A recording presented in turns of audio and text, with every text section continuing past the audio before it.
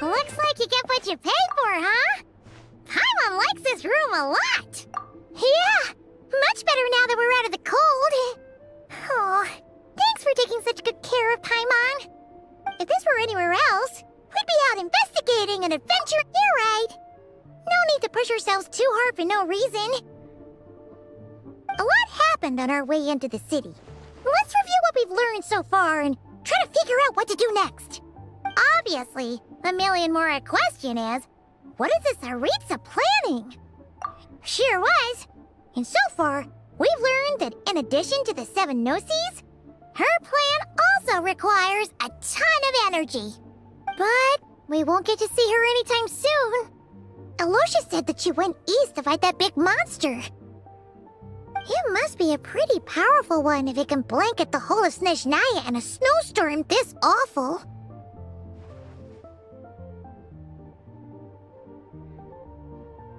To be honest, what we're really lacking right now is information.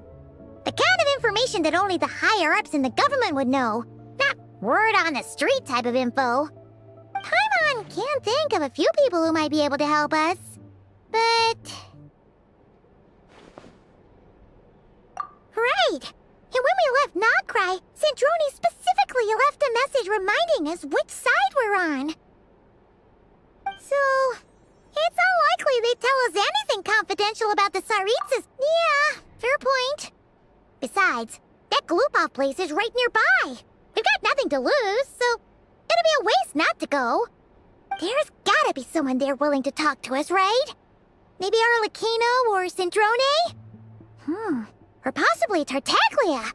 But it's unlikely we could sweet-talk Arlecchino, let alone Sandrone. She basically told us to stay in her lane already. Yeah, the last time was all the way back in Fontaine, right? Too bad we missed him in Nogcry. Apparently, he came to help out. Hello. Is there a traveler and Paimon in there? That's Alosha! Come in! Hello, I'm Dr. Luneva. Alosha mentioned that one of you is feeling a little under the weather. I see. So you're my patient today, yes? And you're, Faye, I presume? Good question. Paimon's not too sure either, but she's definitely not the same kind of Faye. Not exactly. It's just, I'm used to treating human patients. Fae tend to be far more resilient than even the healthiest and most long-lived of humans. But don't worry, I do have some experience treating Fae. I've even diagnosed plenty of cats and dogs in my time. Safe to say, I have a fairly eclectic range of expertise. It'll be fine. Paimon's basically the same as a human, right? We're no different when it comes down to it, are we? That's just because Paimon knows how to eat. Now, please take a seat.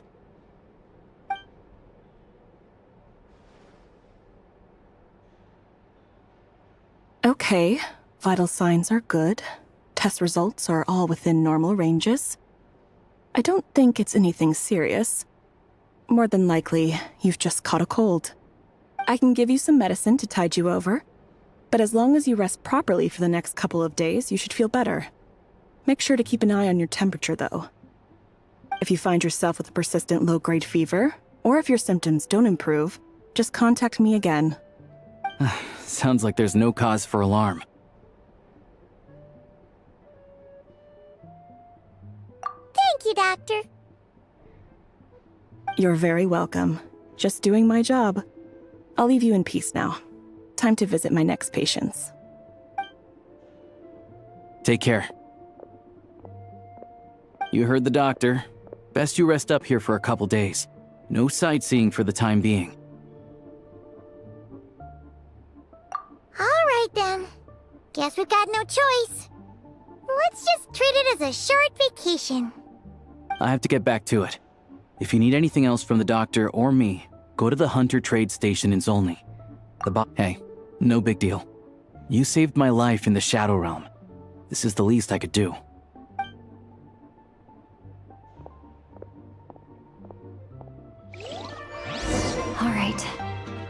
Time to find Child and see what he can tell me.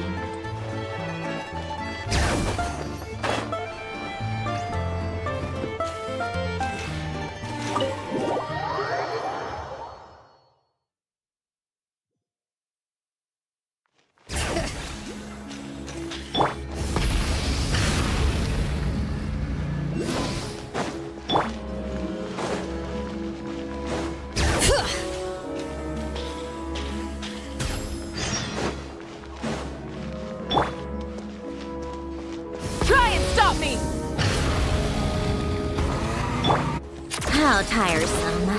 Pick up the pace. Pick up the pace. Come on, keep up. Take a break.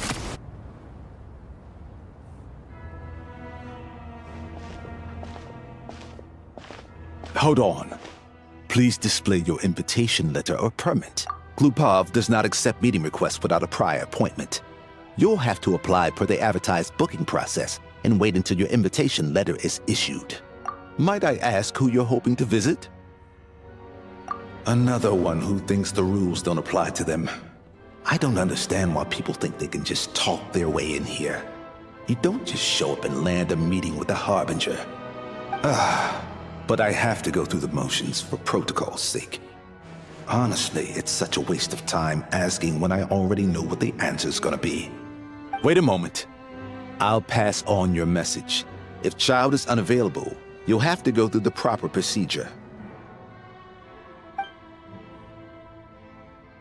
Lord Child is a busy man. He's probably not in Glupov at present. If I were you, I'd cut your losses. No point waiting any longer. Even if you two are old friends as you claim, please understand that the Fatui Harbingers are often busy with their official duties. They tend not to stay in Glupov for extended periods. Next time, stick to the rules. You'll make life easier for both of us, Greetings, Lady Marionette. I'll take care of our guest here. It's her first time in Snezhnaya, so it's no surprise that she doesn't know the rules yet. I trust no choice words have been exchanged. No misunderstandings I should be aware of. No, Lady Marionette. No incidents to report. Whew, that was a close call. Good thing I played it cool. Is that right? Good to know. Wait, where's Pine? Under the weather? That's hard to imagine. She's always buzzing with energy. I take it she's still adapting to the climate. Happens to a lot of people. It's even colder here than in Nodcry. Has she seen a doctor? I can get you one if you need. All right then. Well, let me know if you run into any other problems. Why else? I was just about to sit down for some much-needed tea time when I heard that an old friend of Tartaglia's had shown up outside. No appointment, nothing. And, as obnoxious as it may be to show up uninvited at Glupov, I couldn't help but take pity on the poor soul who was waiting outside in vain. So I had no choice but to abandon my freshly brewed piping hot tea and come to see this mystery guest for myself. Well, I felt our time working together in Nodcry warranted some courtesy. I couldn't exactly let you freeze to death out here in the wind. Unfortunately, I can't invite you inside either. The rules of Glupov wouldn't allow it, and as a Harbinger, I have to lead by example. On the plus side, Snezhnograd actually has some class, unlike Nasha Town. Torchlight Books has a very nice selection of teas and cakes, so we can catch up there. Your treat, of course. Because I already wasted one perfectly good cup of tea today. That's why.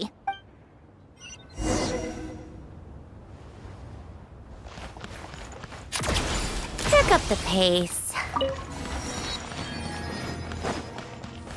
How tiresome.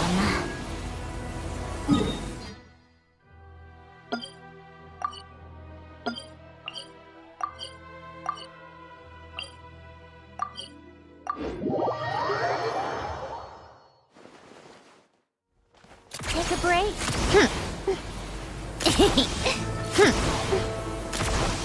Pick up the pace. Rev the engines!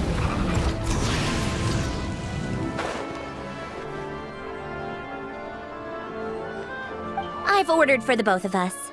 No objections, I assume. I'm sure you trust my taste. Okay, let's get down to business. I'm guessing you don't actually have any urgent business with Tartaglia, per se. You just want information, right? Wanna take a guess? Of course you'd say that. You shouldn't underestimate Counselor Tartaglia, you know. That's right. I'm sure you've heard of the Snezhnograd Vecha by now. Well, he's busy preparing some paperwork for their next meeting. They'll be discussing yet another extension to Project Stuja. It's basically all anyone cares about in the Vecha these days. Yeah, he's more of the shoot first, ask questions later sort, isn't he? It all started with a very detailed letter that Capitano left for the jester, Piero, before leaving for Natlan. In that letter, he detailed the future arrangements for his subordinates. All of his key people were reassigned to Tartaglia. I guess he'd already prepared to leave us for good all the way back then. But Piero didn't reveal the contents of the letter until the events in Natlan had concluded. That was his reaction, too. Why me? With a bewildered look on his face. He'd always assumed Capitano looked down on him. He was a man who kept his thoughts to himself and barely spoke to him the whole time they'd known each other. But he occasionally brought Tartaglia along to my tea parties back in the day. So to the rest of us, it was clear that Capitano had quite a lot of respect for his young comrade. By the rest of us, I mean my tea party regulars. Arlecchino, Rosaline, and... actually, not Columbina. She was probably oblivious to it. Anyway, then the Liu-S situation happened. Normally, it took a lot to get under Capitano's skin, but that time he was furious. It's not really my place to talk about it, though. You can ask Tartaglia about it sometime. Basically, Tartaglia probably had the wrong idea about Capitano all along. Right up until Piero revealed the letter he'd left behind. Capitano believed that despite Tartaglia's immaturity, he showed great potential. Plus, he possessed a kind of purity rarely seen among members of the Fatui. Yeah, it's one of the few things that I'd agree those two have in common. But there's one other reason why Capitano chose Tartaglia to assume command of his troops. He knew that after he was gone, several of the others would swoop in on his army like vultures. With the ones who stood to benefit the most being the rooster Pulcinella and Regrator Pantalone. Once they divided Capitano's troops between them, they'd be more powerful than ever. No one. So, you can see why Capitano chose to hand that letter to Piero, right? Exactly. Piero also needed to back a harbinger as soon as possible. And, all things considered, Tartaglia was the best choice. Even though Tartaglia has had the support of Northland Bank for a long time, he and Pantalone are ultimately not cut from the same cloth. I'd say Capitano made a good judgment call. Anyone else caught in this situation would probably feel like they'd been hung out to dry. His best course of action will be to distance himself from any shady business, while still maintaining friendly relations with Pantalone, but seeking... What's the point in having a tea party if you don't spill a little tea? Besides, none of this is confidential anyway. Ask any journalist out there. They'll give you all the lurid details. You'll see it firsthand if you ever sit in on a session of the Snezhnograd Vecha. All the factionals having a voice in the Vecha is the only way to steer policies in your favor. So, every person in that room represents a particular interest group. Pantalone, for instance, represents the financial sector, and Tartaglia represents the Fatui soldiers.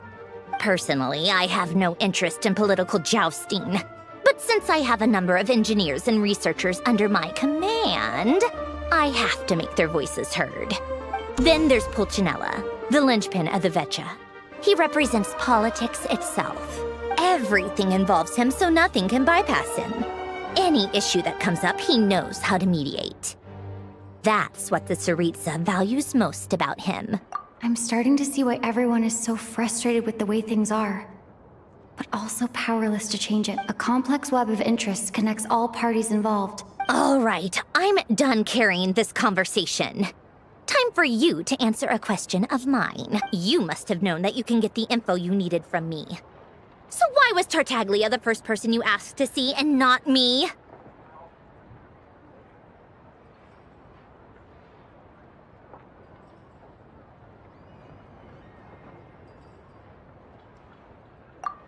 Huh? Jealous? As if. Wait. Oh, I think I know what it is. Columbina passed on my message to you before you left Not Cry, right? I only meant you should be mindful of which side you're on. Is that actually why you didn't ask for me? Because you took that to heart? You... fair enough. It's not your fault. I blame all these politicians I've been hanging around with lately. Always beating about the bush when they talk. I guess it must have rubbed off on me. Anyway, just ask for my help next time, okay? Little things like this are no problem. Lady Marionette. What now? Can't you see I'm on my break? Whatever it is, just leave it on my desk. I'll look at it later. Sorry to disturb you during your break, ma'am, but I'm afraid it's an emergency. Isn't it always? I've told you before. Fixing the tracks and transporting ice blocks does not constitute an emergency. The equipment in Svietlo-Lidovka is in urgent need of maintenance. With how the weather's been recently, we suspect that the cause is a buildup of snow, exceeding the maximum weight limit. The supports on one of the machines broke and fell, awakening a dormant beast and leaving many of the ice miners trapped in a nearby ice cave. Luckily, Odette's team was nearby and launched a rescue operation, but we're still facing a severe manpower shortage for both the rescue and engineering teams. I guess that's it then. Our tea party will have to end here. I'm the only engineer you'll need. Do you actually want to come with, or are you just saying that? Nice of you to return the favor. I'll have a couple of people look after Paimon. They can let her know that you had to step out for a while. Given how urgent this is, I'm sure she'll understand. And honestly, I'd rather have your help than anyone else's. Between your skills and experience, you'd be reliable help. Then let's go. You, take 2 people to Podvorier restaurant. Find her room and watch it like a hawk until we get back. If anything happens to Paimon, you'll be answering to me. Yes, Lady Marion.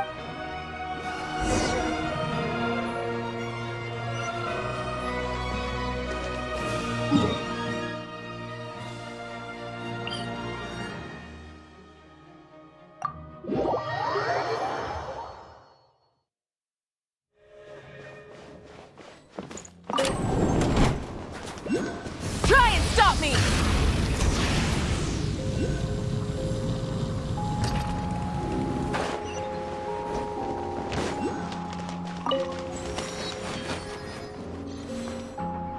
They weren't exaggerating. This is really dangerous. It's a good thing only one of them broke. From what I've been told, most of the trapped miners are over in that direction. Yeah, you do that while I check the rest of the equipment. I'll evacuate the people around here as I go. Meet me back here as soon as you're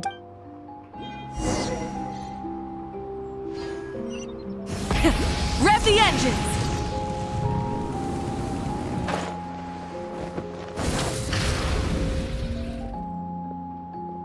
I have to be getting close. Don't go any further.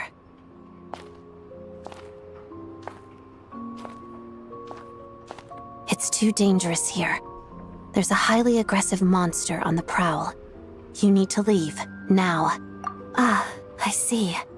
You're the backup from Snezhnograd. Well, I'm Odette. Good to meet you. Ah, so this is Odette. She was the first member of the Fatui on the scene. There are 5 people trapped in the cave. Monster type is unknown, and so is its location. Let's go. Every second counts.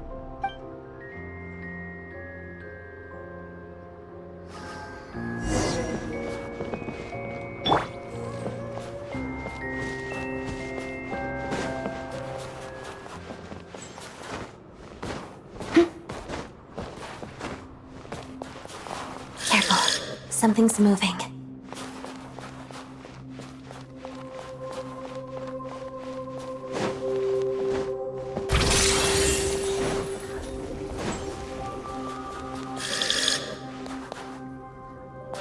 This must be the monster's shadow.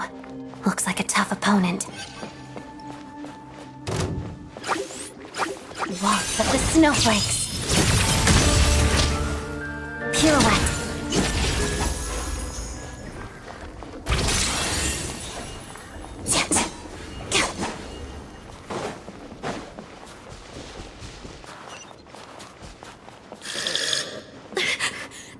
Stay back!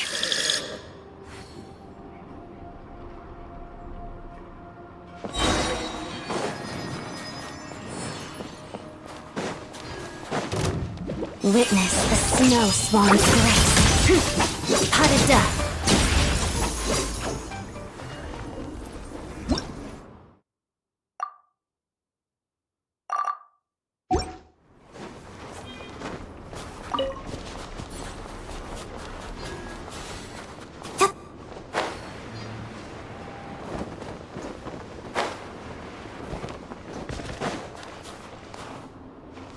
I see them.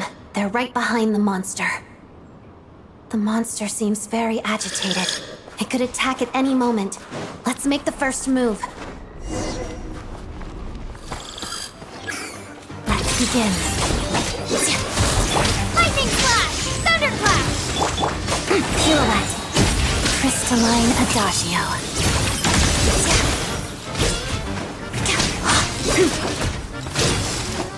Together.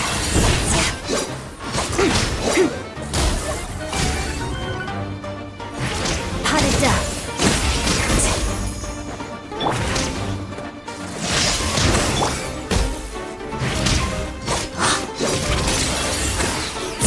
Witness the snow swan's grace.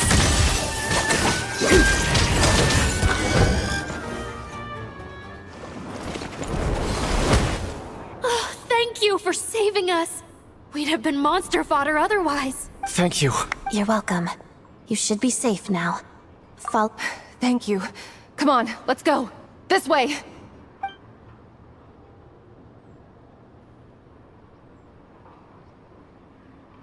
I've searched the area. Pretty sure the monster made a tactical retreat. Yeah, but with us, it may be small, but don't be fooled. It's a ferocious beast. It's lucky we got the trapped miners have been successfully evacuated. Time for... Wait, this place...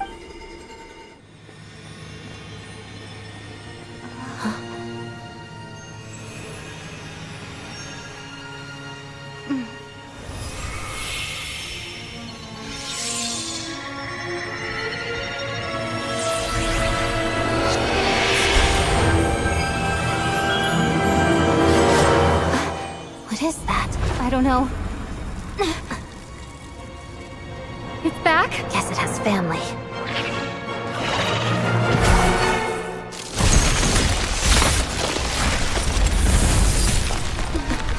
This way. Run!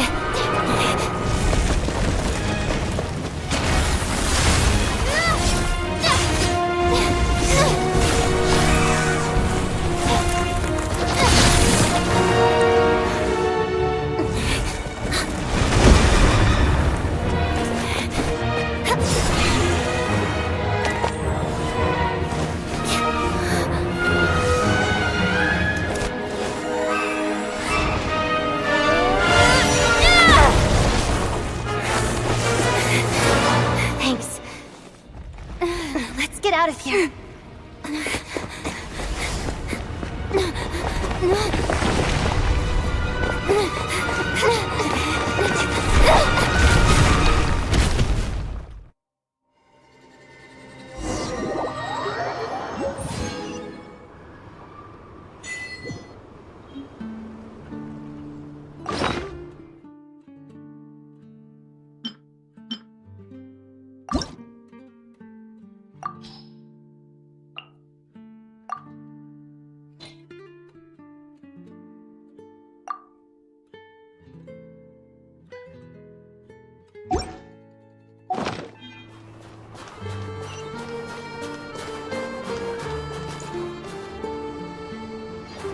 Try and stop me!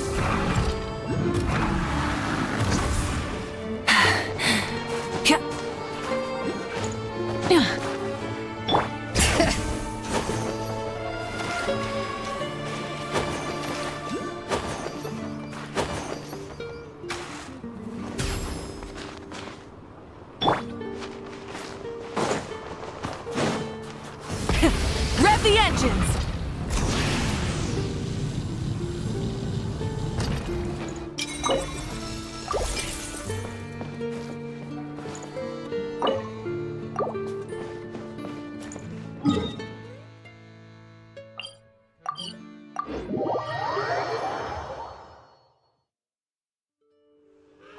Full throttle!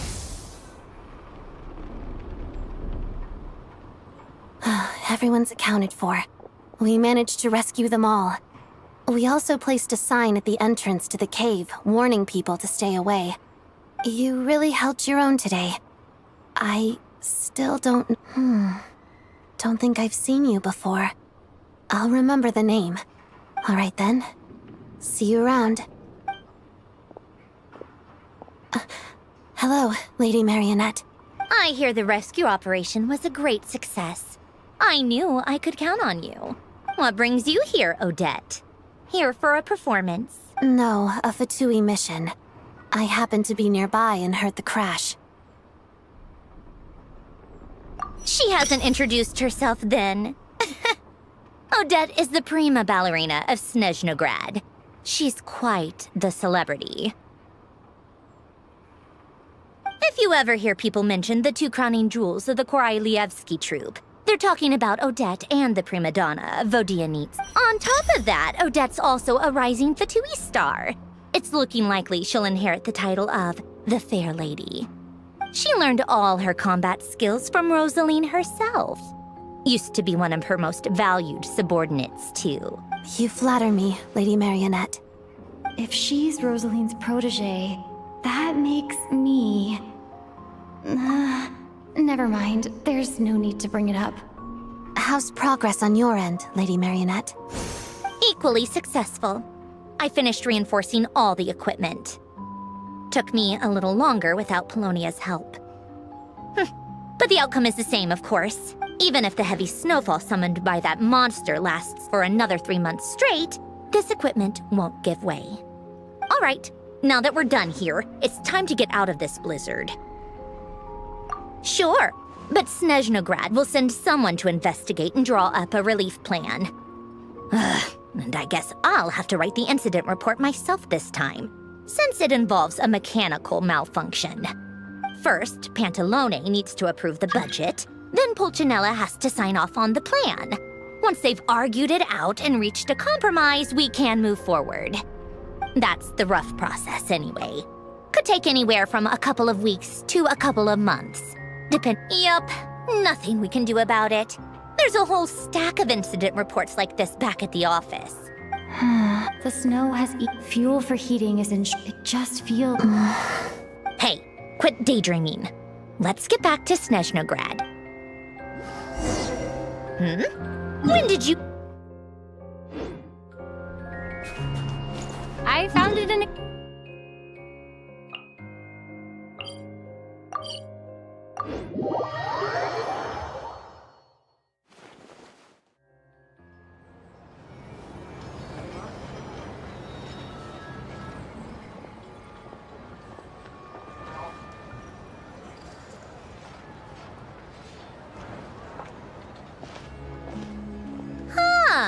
Well, if it isn't Counselor Tartaglia, Mr. Big Shot himself.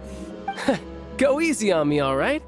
I'm still recovering from the interrogation the real big shots put me through. Hey, comrade, it's been too long. I heard you came looking for me earlier. Nicest surprise I've had in a while. Good to see you too, Odette. I'm guessing you guys just got back from Sviatlo-Laidovka. How'd it go? Crisis averted? It went fine. How about you? Any new developments? Not really. Same as ever. Growing opposition to Project Stuja, and the usual rebuttals are starting to ring hollow. The results of the mock vote were pretty dire. Pulcinella was fuming. I've never seen the old man so angry. That's not good news. It takes a lot to rattle him. Yeah, obviously if push comes to shove, there are ways to crack down on dissent. But... Sorry, I have to ask something. This is going to sound blunt, but may I? Huh? Of course, fire away. It sounds to me like everyone's tearing their hair out trying to figure out how to deal with opposition to Project Stuja. But what exactly is this project's purpose? And how can it be so important that even people like you two refuse to stand up for the ordinary people of Snezhnaya? Interesting. I gotta hand it to you, comrade. You sure don't mince your words. Excuse her? What does she mean? Refuse to stand up for ordinary people? Oh my gosh. How does she dare speak to the Harbingers like that? Are you interrogating us now? It's okay, Sandrone. Let me explain. I think I understand where she's coming from. If I could, I'd take your side right now. In fact, my position's very similar to yours. I've only held back on casting a dissenting vote in the Vecha because the Tsaritsa would never let me get away with it. Still, I have a responsibility to the Fatui armed forces, so I... Regular folks from small towns far from the capital.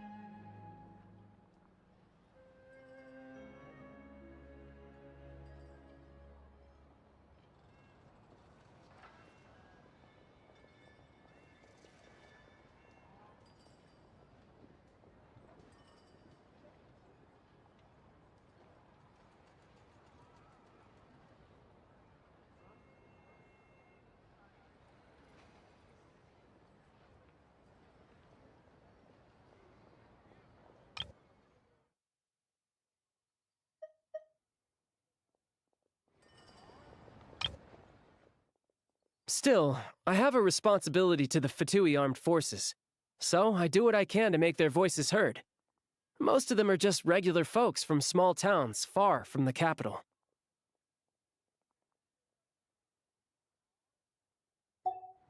I'm sure you've seen how much those kinds of places are struggling right now. Oh, and for what it's worth, I'm from Arepasak myself. Things aren't going so swell there either. The Tsaritsa wants to create a better, safer future for the people of Snezhnaya, but she's thinking long-term. I don't doubt that from where you're standing, Project Stuja seems to be creating all sorts of issues for everyone. But considering the Tsaritsa's vision for the future, these are sacrifices worth making. Sounds cold, I know, but I promise it's not as black and white as it seems. Maybe Sandrone and I can't oppose Project Stuja outright, but we're constantly raising our concerns in Vecha meetings. And even though we can't put an end to it, there are plenty of other ways to make a difference. We're trying everything we can think of, and so is Pulcinella. I respect Her Majesty, the Tsaritsa, and trust her decisions. But at the end of the day, I'm still just a normal guy who cares deeply about my homeland. And my family, who all live here. There's no way I would ever abandon them. As contentious as things can get within the Vecha, there's no selfishness or malice behind it. Everyone wants to get through this period as smoothly as possible. The issue is that there's no way of pleasing everyone under the present circumstances. Most of the time, we're trying to decide on the lesser of two evils, which obviously isn't a great look. But that is not the same thing as being blindly loyal to the Tsaritsa. No one's got their head in the sand here.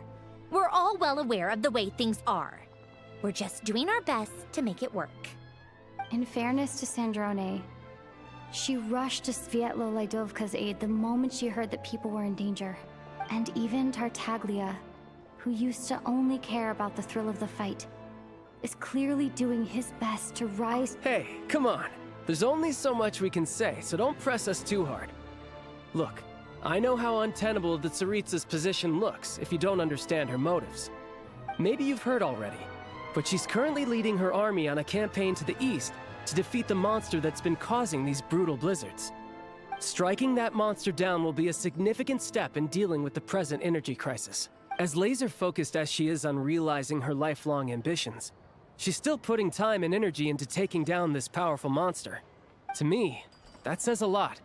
If she thought Snezhnaya and its people didn't matter in the grand scheme of things, why would she waste her time on something like this? Thanks. I meant every word I said, though. I wasn't just trying to placate you. I've already done more than enough diplomacy for one day. I still think this adventurer raises a very important point. Our two harbingers have made their positions very clear. But there are many others in the Vetcha who must feel trapped and forced to vote against their conscience. I think it's a very valuable quality to be willing to speak one's mind, despite the risk of offending powerful figures.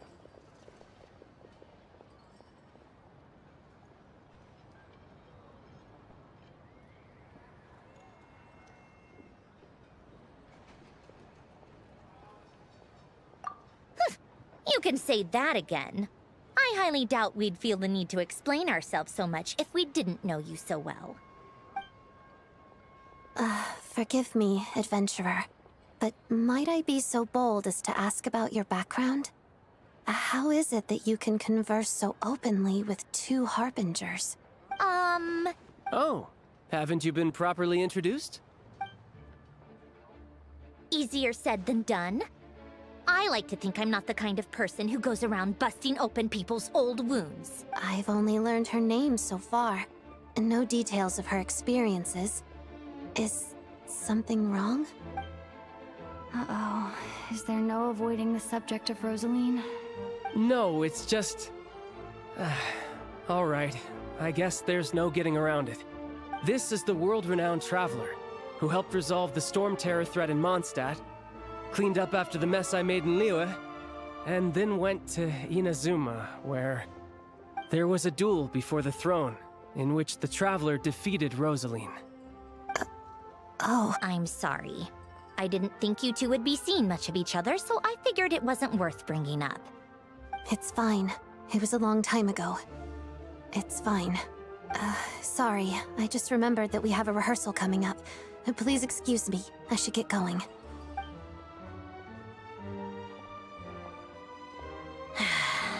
I've mentioned this to you before, remember? She was Rosaline's most valued subordinate. But they didn't actually get along. Not that Rosaline was really the type of person to make friends, but death has a way of resolving a lot of conflicts. Don't let it weigh on you. Like she said, it was a long time ago. It's in the past now. Odette has a very different personality from Rosaline. Give her some time. I'm sure she'll work through it. Oh, by the way, where's Paimon? It's not like her to hide away. She hasn't been feeling well, so she's resting at Podvorier restaurant. I got a couple of my people to look after her while we were gone. Oh, right. Sorry to hear that. Poor thing. Reminds me of when Tonya was little. She really felt the cold back then. Used to get ill all the time. I felt so bad for her seeing her lying in bed, coughing. She was so mature for her age, though. Whenever someone came to visit her, she'd greet them with a smile and would never complain. I'm sure Paimon's a good kid, too. You're a little short on manpower, right? Let me have a couple of my people take over for yours. I'll send my most capable and reliable. They'll make sure Paimon can recover in peace. Well, that would be great. Your people are more qualified. Hey, don't mention it. I'm sure you have things to do. Hopefully this takes a load off your mind. So no more accusing me of not being on your side, all right?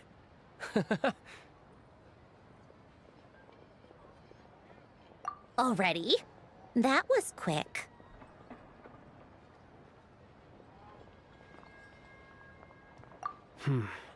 I'm afraid I can't help you there. Our director's recent movements are confidential. Even we're not in the loop. If you hadn't told me, I never would have known he'd gone south. I assumed he'd been in Glupov this whole time. Well, I guess I'd better go sort out Paimon's security situation. I have some other work to catch up on at Glupov anyway. Me too. I have an incident report to write up. Let's leave it there for now. I guess everyone's in a difficult position. But Tartaglia's right. I have things to do. Things I want to do, and things I ought to do. To start with, I should go ask Alosha if he knows of any way to help Sviet Liledovka.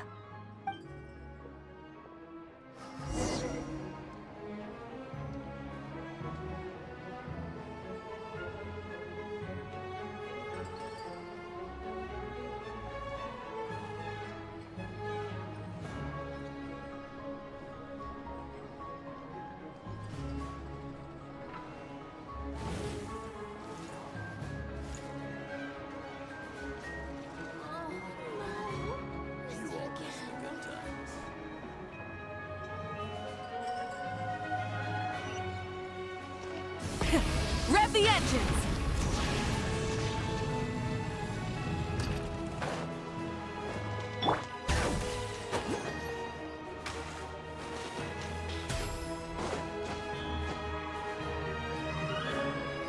How strange. This sword seems to be vibrating of its own accord. It's a very faint vibration, but it's getting stronger as I get closer to the Statue of the Seven. Does this sword have some connection to the statue? But all it does is vibrate, even when I touch it. That place I got this sword from was definitely out of the ordinary. Maybe I should try channeling the power of cryo?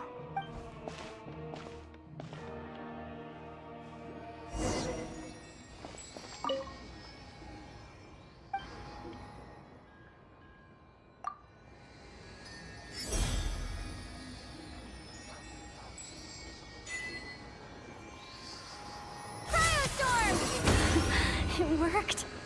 There really is something special about this sword.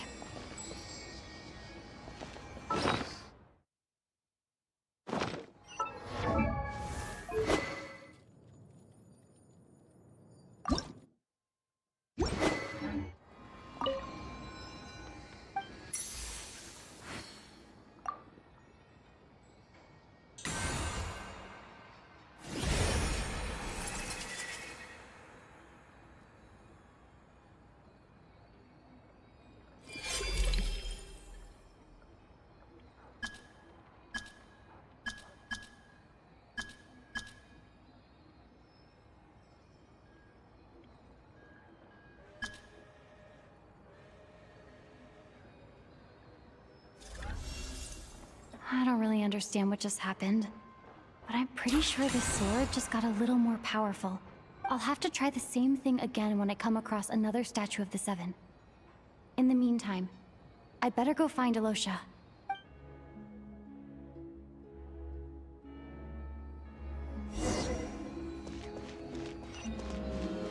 Full throttle!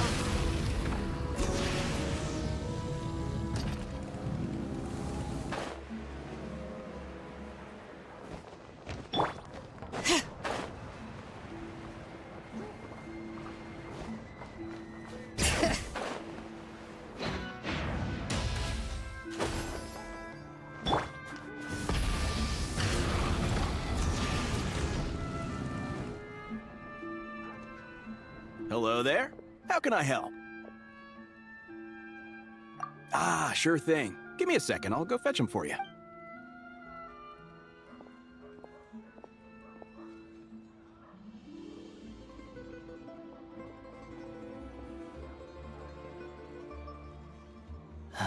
It's a familiar story. I've had similar experiences. Although Snezhnegrad doesn't deliberately delay or withhold relief, those first few days of waiting for help are always the hardest. It's a fundamental contradiction. If emergency relief can't be delivered in time, what's the point in even calling it emergency relief? Not necessarily. I think there's a good chance that Kresny Crystal from Stratomeros will start flowing into the market. When we resolve Stratomeros' energy issue, it's like we open the floodgates. A huge backlog of Crystal is now available to the townspeople.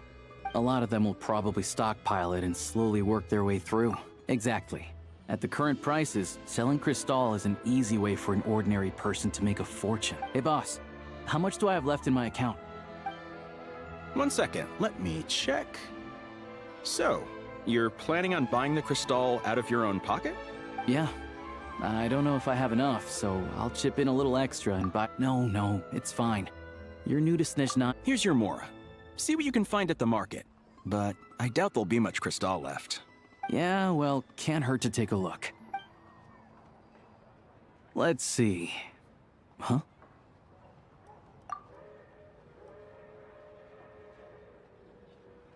Oh, Alosha, and...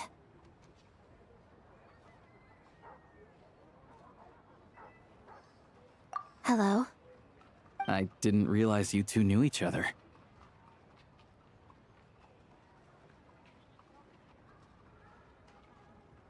Yeah, I take on some odd jobs in the city to supplement my hunting income.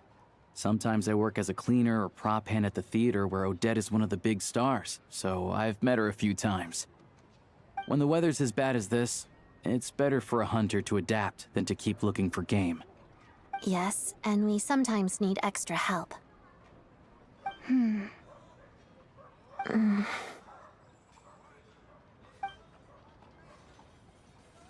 Wait, why is the atmosphere so awkward? I thought things went pretty smoothly in Sviatla Lydovka. So, what brings you here, Miss Odette? No. After I got back to the theater, I couldn't stop thinking about the situation in Sviatla Lydovka. It bothered me so much, I couldn't focus on my dancing. So I decided I'd come here and see if there's anything I can do.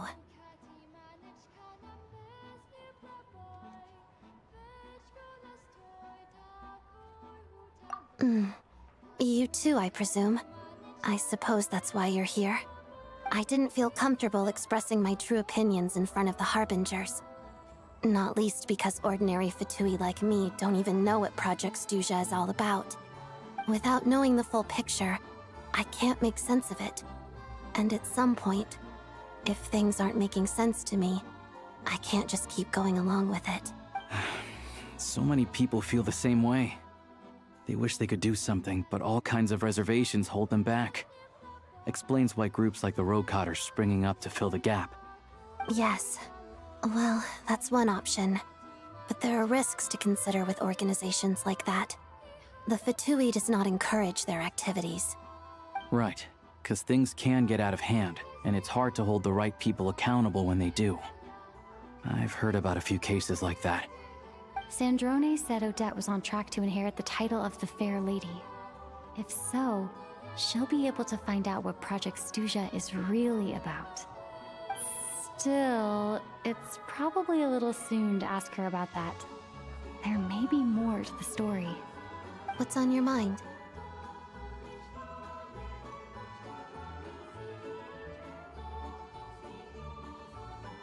I think we can both agree that no matter which side you're on, it can't stop you from doing the right thing. Where there's a will, there's a way. I know what Rosaline did while she was abroad. You made the right decision, so no hard feelings. So, what's your plan? Oh, we were gonna buy some Crystal. I heard there's some on the market right now. Funny. The real issue here is that government relief is behind schedule. Surely it makes more sense for the state to cover these costs than for us to pay out of our own pockets. True. It's a huge expense after all.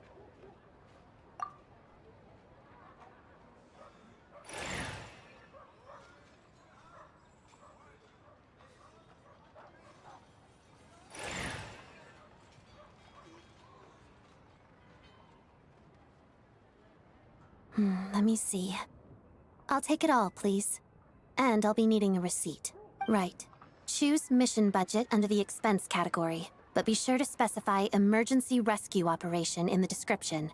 Otherwise, the normal reimbursement limit will apply. Let's book this train. Regulations say that if we need to transport Kresnik Crystal during Project Stuja, extra carriages can be added 1 hour before departure.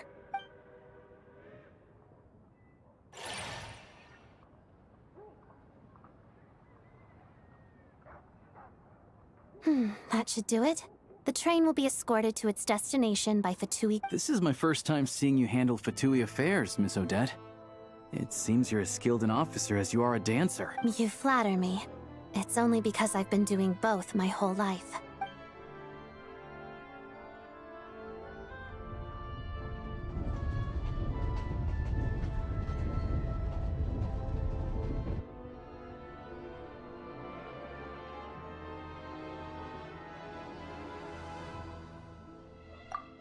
Anyway, I bet you've been non-stop today, am I right?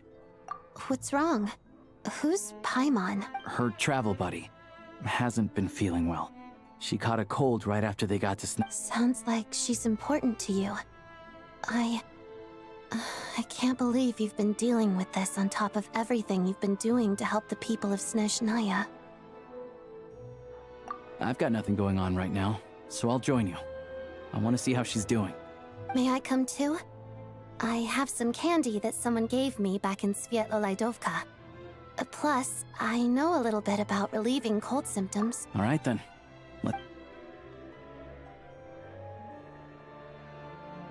I still don't know what the deal is between these two, but at least the tension seems to have vanished. A good sign.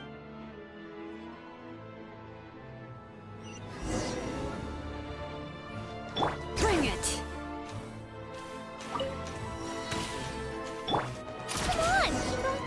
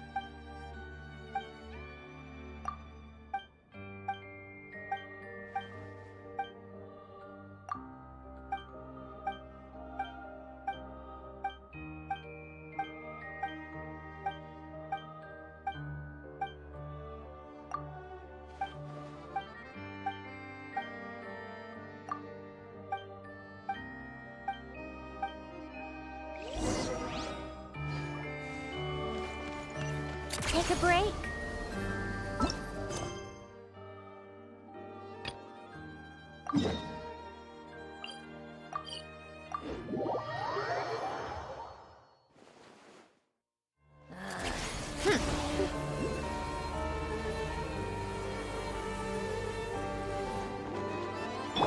Rise with the sun! Rev the engines!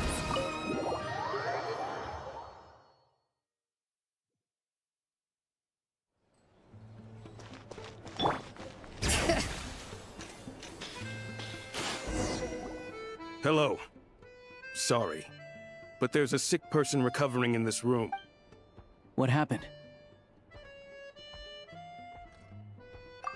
Oh. Please, excuse me. Are you the Traveler? Could I take a quick look at your Adventurer Handbook? Master Child said I should verify your identity.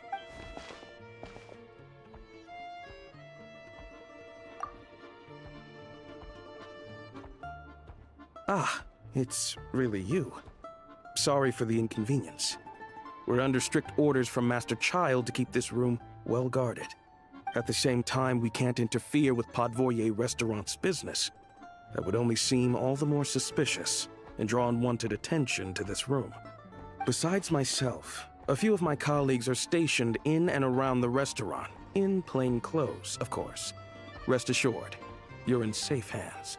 I didn't expect such a high standard of protection. Well, Master Child handpicked us for this special assignment.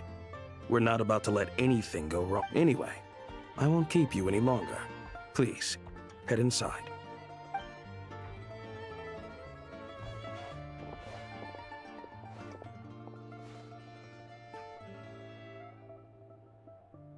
Traveler! Alosha, you're back! Oh, hey! Who's our new friend? Hi, I'm Odette. The Traveler and I crossed paths a few times. Another friend from the Fatui, huh? You're practically a member yourself by this point. Paimon's definitely on the mend. We should be back to our usual travels in a few days' time. Seems like that doctor was right. It's just... Paimon's limbs are still feeling a little chilly. I have just the thing. Whoa! What's this? Is that a flame inside an ice cube? Wait, is this real ice? How's it not melting? And how does the fire keep on burning? All keen observations.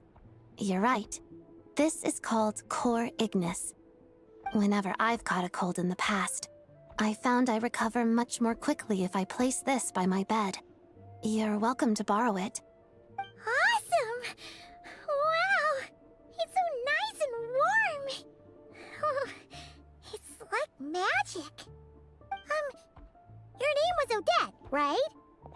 How did you two meet again? Looks like she's in pretty good spirits. That's a relief.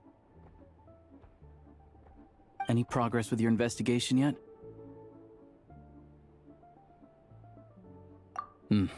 No surprises there, I'm sure. They're not likely to let anything slip.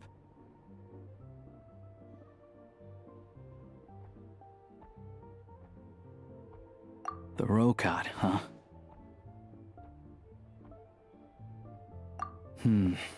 Let me think. Members of the Rokot keep their true identities hidden, but I think there might be someone I can introduce you to. Leave it with me. Meet me at the Korolyevsky troop tomorrow, and I'll tell you how it goes. Would anyone like a drink? I'm gonna head to the bar. Paimon will have... maybe some hot milk? Enough with the secret chat, you two! Let's catch up prop. It'll be kinda like tabletop troop. No reason why listening to a story can't be an adventure.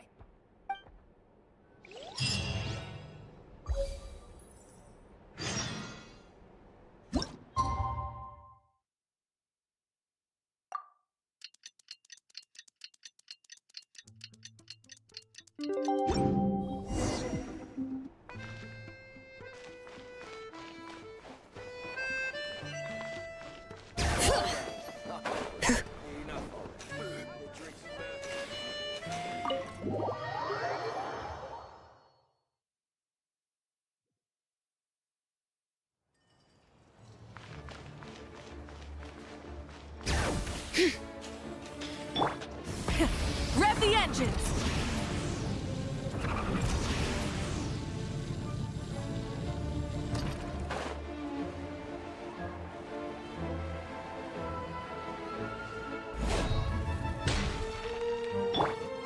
Come on, keep up.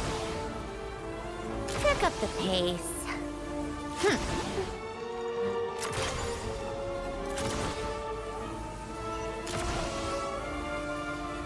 Take a break. Ah, you made it. I've got some tickets, and I managed to set something up with the Rokot. It'll have to wait until after the show, though. Happy to stay in pleasure.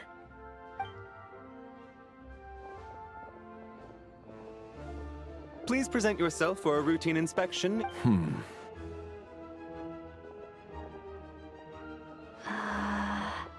Is that guy with the fatui?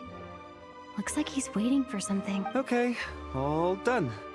Thank you for your cooperation. Please proceed through to the theater.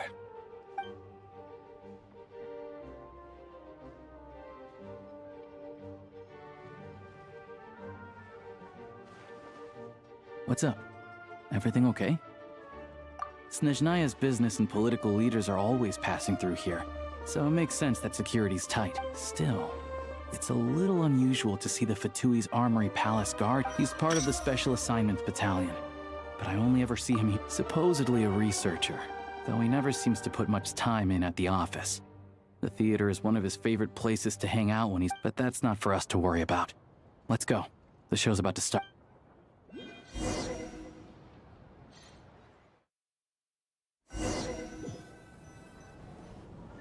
What do you think? Pretty impressed?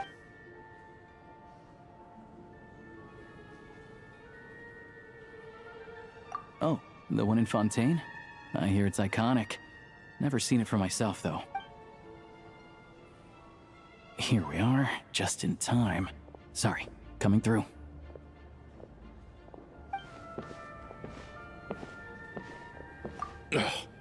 you're gonna show up late, keep your mouth shut. What's his problem? Whatever. No point. Look, there she is. That's who I'm introducing you to later. She's the lead singer of the troupe, Vodyanitsa.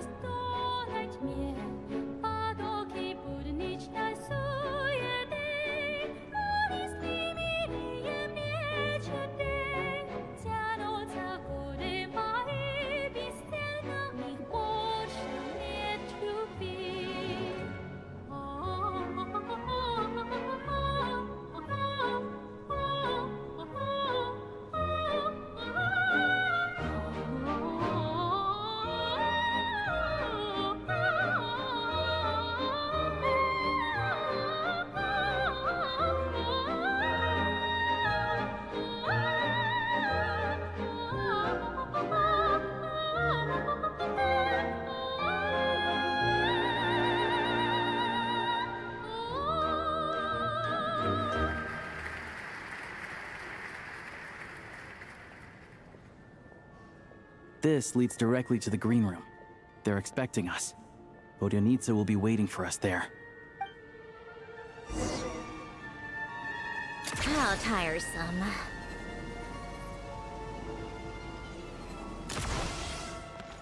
Come on, keep up. Pick up the pace.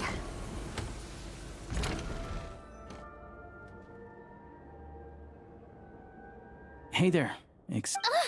Can you believe it? I am so mad right now. Come in. Oh, it's you two. Huh? You know each other? Oh, wait. Is this who you were telling me about? The one you met yesterday and couldn't stop thinking about? I never said that. Yes, you did. Why are you denying it? It was right before I went on that rant about the moody factory owner. Oh, I remember it so clearly. Might I ask what brings you two here? Oh, I just brought her here to see the show. And when it finished, she was full of praise for Vodyanitsa's performance. So I thought I'd try my luck, see if we could get the chance to chat for a bit. Maybe get an autograph? You work here. You of all people ought to know that's against the rules. It's not what the green room is there for. Oh, what's the big deal? Come on, don't be shy. I can give you an autograph. You can take a picture too if you want. Do as you please. I finished all my shows for the day. I'll leave you to chat.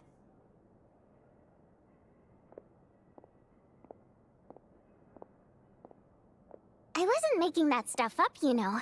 Odette's just too proud to admit it. She thinks very highly of you.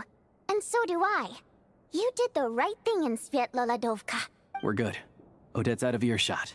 I'll lock the door. Confidentiality, of course. The Rokat is very strict on that. Whoa, Alosha! Not out loud! Not with an outsider here! Relax, I've taken care of it. Look at this. The President's reply sent this morning. Wait, so she's been approved to join? You told me last night that you wanted to get intel from the Rokat.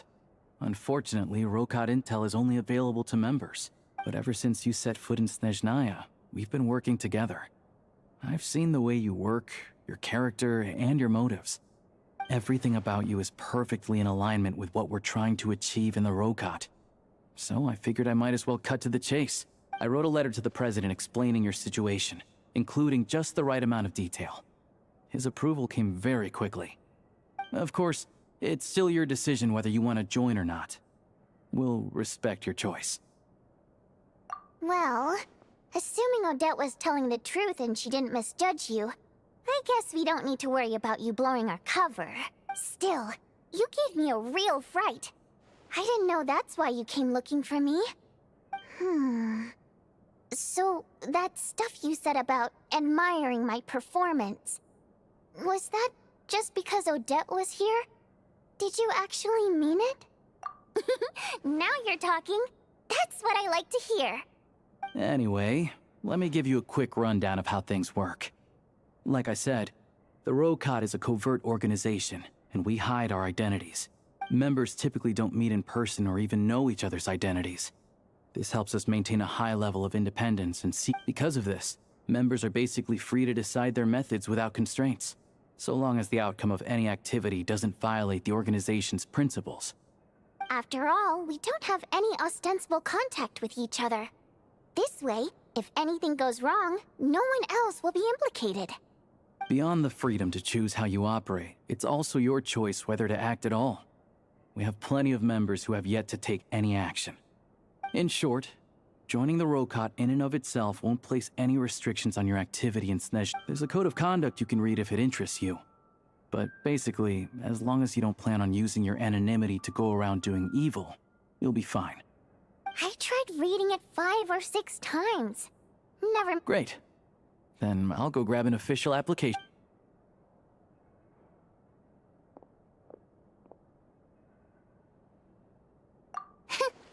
Well, Alosha has this pet dog, you see. His name's Tagarin, and this one time, Alosha brought him backstage. Tagarin took quite a liking to me, so I played with him for a little bit and fed him some treat. Then, the Rokot was out on a mission one day, and even though we were all in disguise, Tagarin recognized me right away. Just a coincidence, really. We didn't report it to the higher-ups, though, to avoid dealing with the fallout. Like... my job at the... By the way, what were you complaining about just before we came in? Did everything go okay with Chuganov? Everything did not go okay. That's why I was so mad. I tried to make some small talk with him before I went on stage to fish for intel about the Iskra manufacturing plant. But he wouldn't take the bait. No matter what I said, he kept dodging the question. And then he started complaining. He said he didn't appreciate his second-rate seat in the stalls because he usually gets a private box. I mean, what did he expect? Everyone knows that if you want a box seat, you buy a ticket well in advance. But instead, he sends me a letter the day before the show when we're practically sold out. I had to juggle things around just to get him a half-decent seat, hoping he would appreciate the gesture enough to share some information. But nope, he didn't give me anything. Yeah, meeting Chuganov in person has definitely been a disappointing experience. Oh, you probably don't know who we're talking about, do you? Chuganov was that older guy you were sitting next to today. I'm sure he didn't make a great first impression on you either. To the citizenry, he's a family man and a kind boss. But our interactions with him tell a very different story. It's one thing to ask for a favor, but he acts like it's his right. He always expects special treatment. Take the ticket situation, for instance. I've actually gotten him a private box in the past. But not only was he not even grateful, now he's acting like I've sold him short this time. Not to mention that he's never paid for a single one of his tickets.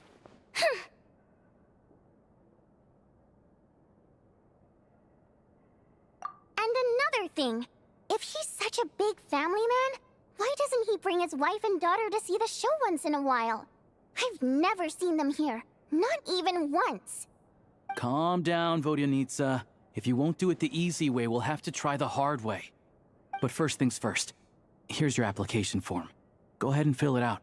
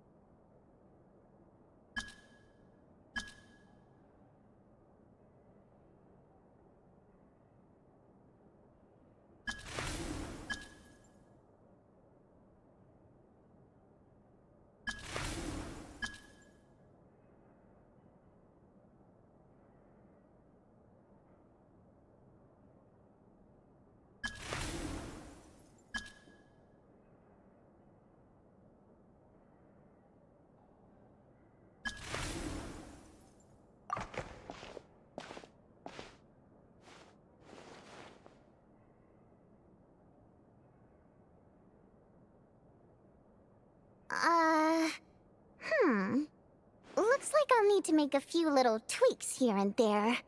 But other than that, you're good to go. We'll hold on to this for you. All right. Now that we're officially Rokut comrades, I can tell you. Chukhanov is the target of our current operation. Recently, we've done some recon work at the Iskra manufacturing plant, which pretty much confirmed that their energy consumption is way beyond the legal limit. All we need now is some direct evidence to present to the Vetcha, so we can demand that they shut the plant down. That way, the Kresny Crystal can be allocated to where it's needed most. I was hoping he might let slip during one of our chats, but he's too tight-lipped. We'll have to find another way. I'm meeting another regular theater goer tonight, Mitya.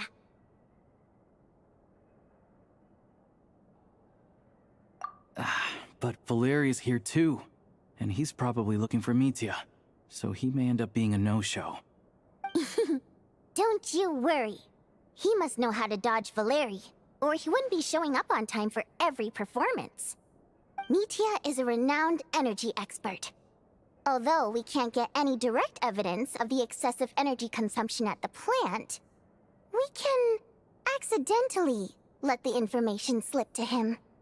The authorities should take someone like him seriously. So if he starts raising questions about energy use at the Iskra manufacturing plant, there will be a proper investigation. Also, we're not allowed on site, but he has clearance. So all we need is his cooperation.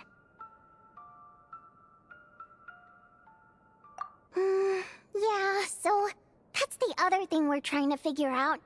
Though I think we're far less likely to make any progress on that front. Still, I hear that Mitya is a bit of a chatterbox.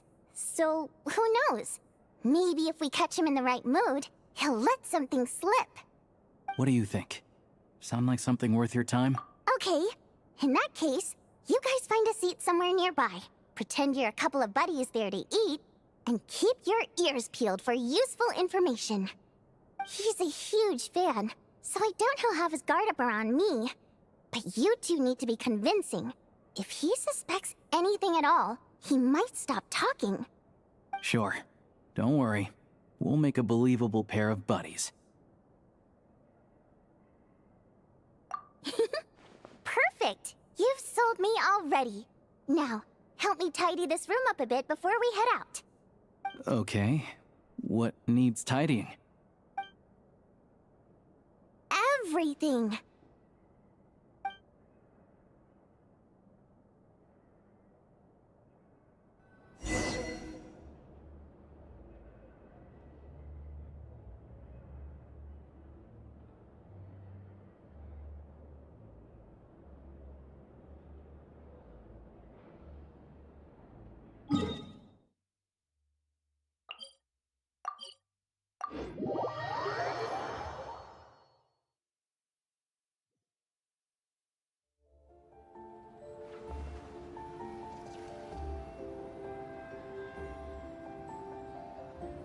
How tiresome.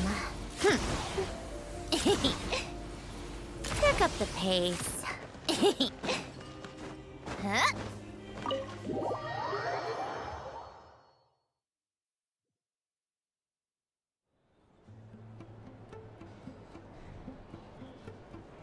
We come here often, so we shouldn't stand out.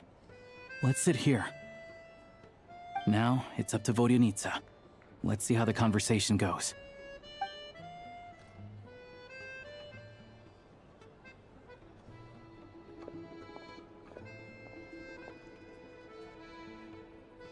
Mr. Mitya! Over here! Over here! Oh, sorry. I got a little held up on my way here. Now we have even less time than we planned.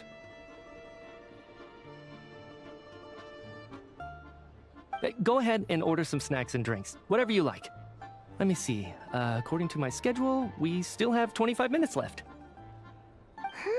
You're really pressed for time today, huh? I was imagining this would be a leisurely chat.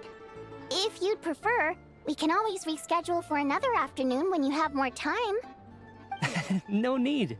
Getting to meet the lead singer is a very precious opportunity for me. I'm not about to pass it up.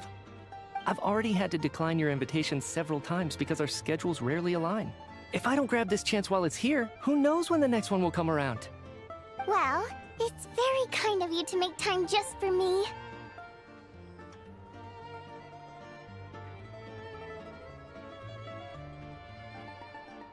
I'm not too sure, to be honest. But Snezhnaya's full of weird and wonderful things like that, so people tend not to bat an eye. I'm sure the same will go for the Eye of Grey and Paimon. The reason I invited you out for tea and a chat today was to get some feedback from a true fan of the theater. Well, I genuinely have nothing bad to say. No matter how many times I hear you sing, it never gets old. It always seems fresh and new somehow. Maybe it's because the more times I listen, the more details I notice. Or maybe you simply improve with every performance, delivering it better each time. Thank you! I'm delighted to hear that! Could you give me any specific examples? Oh, yeah. The piece you sang today, for example. Beneath the Frozen River? Hey, what's with you? I'm just praising. I always used to find that such a bleak and lonely song. Wow, I'm impressed. I didn't expect you to pick up on that. Actually, I only tried out that angle after talking with a composer. Still, Beneath the Frozen River wasn't on today's program. Oh, really? But it's a classic. You sing it every time. Almost every time. Oh, well then. Let me say a few words about that other all-time classic, Flying in the Wind. I didn't sing that one today either. My voice wasn't quite up to it, so I switched it out at the last minute. Oh, but, Sorry, Mr. Mitya, but you were at the theater today, yes? Of course I was. Remember? I said hello to all the troupe members before the show started. You, Odette, and the others. So, what did Odette sing today? Elegy of the Snow-Winged Goose, of course. Correct. I see. I see. You find my singing boring, don't you? That's why you don't remember a single song. Looks like I'll need to cut a few from the program next time. No, that's not it. I swear. All right. I'll be straight with you. I'm sorry. My mind was wandering as you took the stage today. I enjoy watching your shows because the exquisite performances stimulate the mind. It always sparks some inspiration for my research. So, whenever I get stuck at work, I come to the theater for a change of pace. Odette's dance during the elegy of the Snow-Winged Goose today was simply incredible. It got me wondering what she's been going through recently. That look of sheer defiance in the face of utter tragedy? It was so inspiring.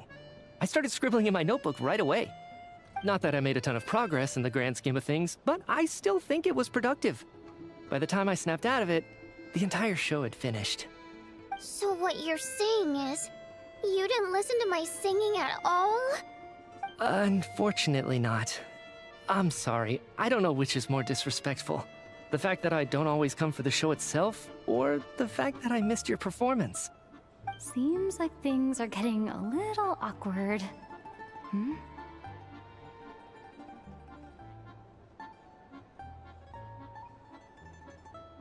Mitya just stepped into a conversational minefield. If there's one thing Vodyanitsa doesn't like, it's people who show disrespect for her performance. This meeting was so hard to set up. Don't tell me it's already falling apart. It's fine. I suppose this is affirming in its own way. At least, it shows that our performance really touches people's hearts, right? Don't let it bother you. It certainly doesn't bother me. She's showing a lot of restraint.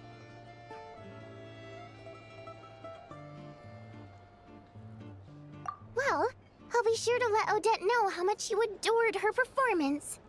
Please don't say that. I always love your performances too. It's just that inspiration struck at the wrong time today. I'm usually all ears. I know, I can tell. That's why I value your opinion. I'm sure some people can't stand it when others praise their coworkers right to their face, but not me. No, sir. Fair enough. I still feel kinda bad, though. But you know what I really can't stand? People who only show up to the theater to pretend that they're cultured. Meets Oh, yeah, 100%. There are too many of those people around. By the time they're walking out the door, they've forgotten all about the show. What's wrong? You look furious. I don't know if you've heard about the boss of the Iskra manufacturing plant.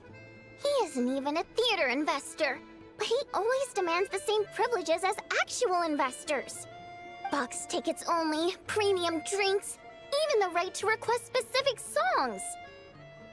Well played, Vodyanitsa. Seems like she's harnessing her rage to steer the conversation back on track. Now that you mention it, I've interacted with that guy before. I gotta say, everyone holds him up as an example of a benevolent businessman, but I don't know. I don't see it. Yeah, he couldn't care less about what's happening on stage. He's just there to flaunt his social status. I hate that I have to prepare programs for guys like that. What's the big deal with that factory he runs anyway? I asked around a bit and heard some pretty shocking stories. Sounds like he's just another greedy capitalist. Oh, really? Yep, the things people are saying are pretty damning. Low wages, insanely long working hours, equipment running around the clock. And as if that's not bad enough, he also strictly forbids his employees from giving any kind of interview. Project Stuja has now been extended so many times, we're at the point where crystal rations for the common folk are barely enough to survive on. Yet he even wants to get his greedy hands on them just to boost his own profits. If the rumors are true, he's in serious violation of the law. Interesting. So you've heard about it too? What? So it's really true? Who knows? I've only heard the same rumors you have. But there's no smoke without fire. The Rooster's been coming down on us hard lately, demanding that we track and trace every single batch of Crystal. My coworkers in the Department of Energy have been tearing their hair out over it.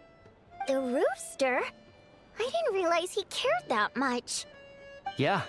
Even though there are no restrictions on Crystal trading, the poor will wind up freezing to death if we let the rich buy as much as they want. Looks like we'll need to arrange an investigation into the Iskra manufacturing plant as soon as possible. I never knew you kept up with current affairs beyond the theater, Miss Vodyanitsa. You really have a heart for the common person.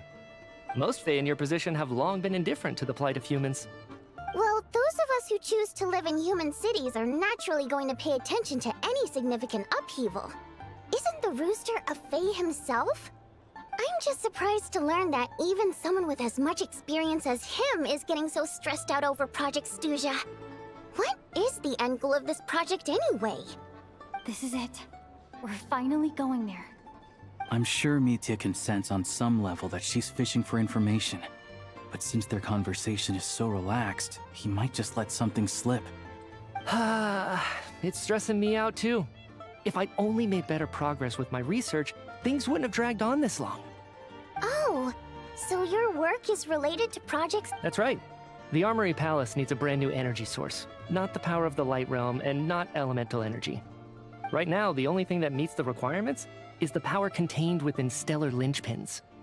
But harnessing that power is costly. Each step of the process requires enormous amounts of Kresnik crystal, from extraction to quantification to attempts at conversion. Progress has been painfully slow, and the team is getting burned out as time goes by. Sometimes, I see people staring into space as if in a trance. Could it be that this new energy source has side effects? No, it doesn't affect us, because the energy is used for... Okay, I got it. Stop choking me. I think we're all just exhausted. We've been working ourselves to the bone for so long with so little progress to show for it. It's no wonder people are struggling to stay motivated. Seems like I owe you an apology. I shouldn't have gotten so mad at you for not paying attention during the show. Don't worry about it. I count myself lucky, to be honest. I don't envy the people who work closely with the Tsaritsa herself. I'd much rather be in my current position. At least I don't have to shoulder any major responsibilities. So they're trying to develop a completely new kind of energy. Yeah, censored by a scarf. Who would have thought? Oh, dear. It looks like my time is up. I'm afraid I have to leave. I'm so sorry. We ended up barely talking about the theater.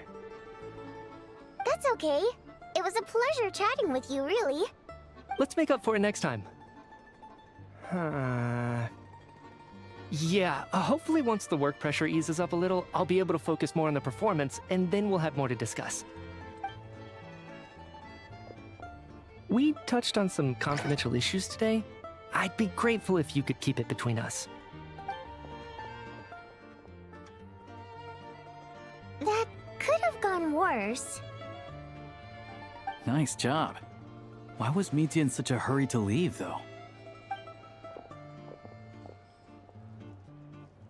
Sorry, routine inspection.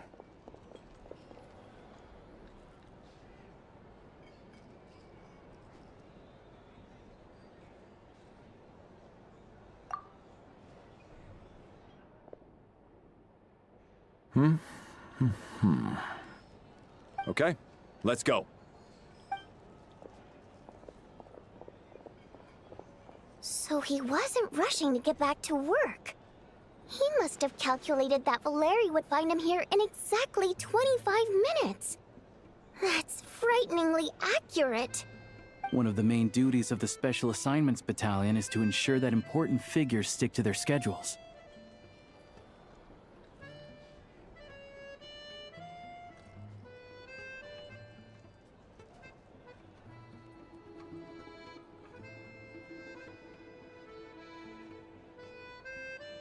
All right, time for us to get going too. Excuse me, check please. We'll settle our check too, then. Oh, hello there. Mr. Mitya paid the check before leaving. He also asked me to pass on a message. He said it was an honor to share his tea break with Miss Vodyanitsa and her two friends. Wait. So he knew we were here all along? This raises a lot of questions. Did he deliberately mention the new energy source so that we'd overhear it? Maybe his work isn't confidential after all. Maybe the key here is the purpose of this new energy. I guess that's the next thing to look into. Vodyanitsa and Alosha have both left. Time to head back and call it a day.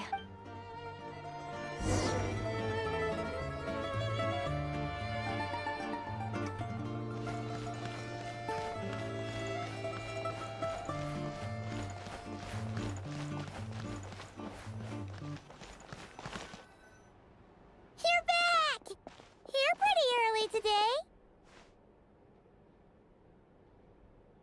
Paimon was just gonna mention that. After she woke up today, Paimon felt like her temperature was completely back to normal. But her strength still hasn't returned. Still, there's some good news. It's like there's some kind of mysterious power affecting Paimon. She only started feeling this way. That's right. The Armory Palace needs a brand new energy source. Could that have something to do with this? What is it? You're making that face again. You know, the one you get whenever you have a light bulb moment?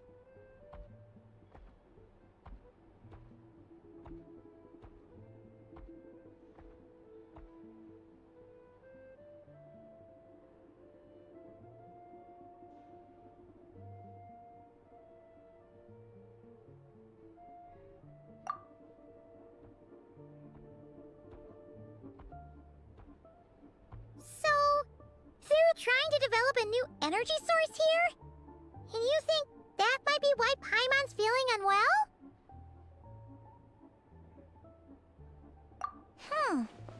Well, Mitya denied that the energy they're and even so, those are completely different symptoms from Paimon's.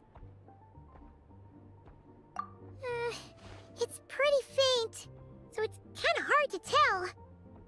Sure, Paimon's with you there. Oh, great point. They argue about Project Stuja every day.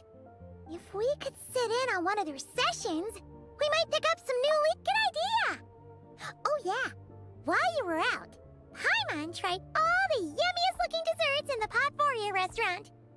This one seemed right up your alley, so...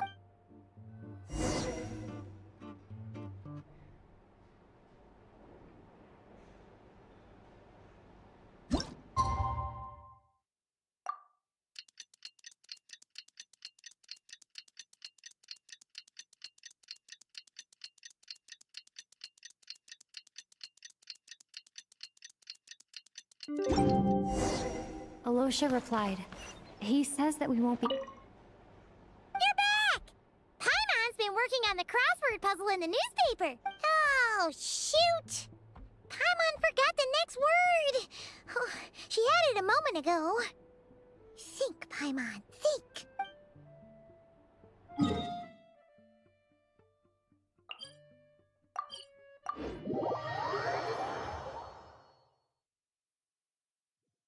Time to get ready.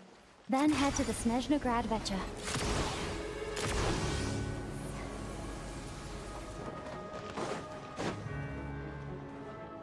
Ah! Miss Vodyanitsa, prima donna of the Koralia. Sorry, I'm not taking interviews. Oh good, you're here. The session's about to begin. Let's get inside. Please wait, Miss Vodyanitsa. Could you introduce me to your new friend?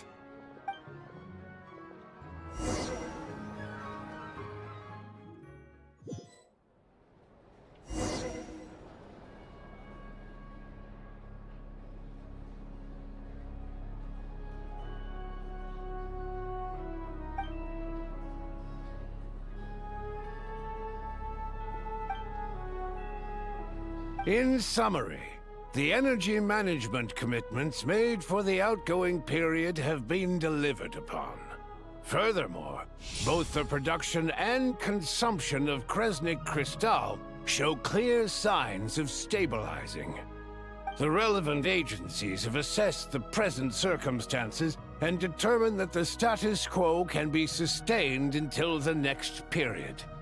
For detailed statistics, I would refer you to the industry reports that have been It should also be noted that Her Majesty the Tsaritsa is giving her full attention to this matter. We should have every confidence that it will be dealt with swiftly and conclusively. A financial report on disaster relief is also present in this report, courtesy of Pantalone. They cover the same old ground every single time. The rooster never seems to mind, but everyone else is getting tired of it.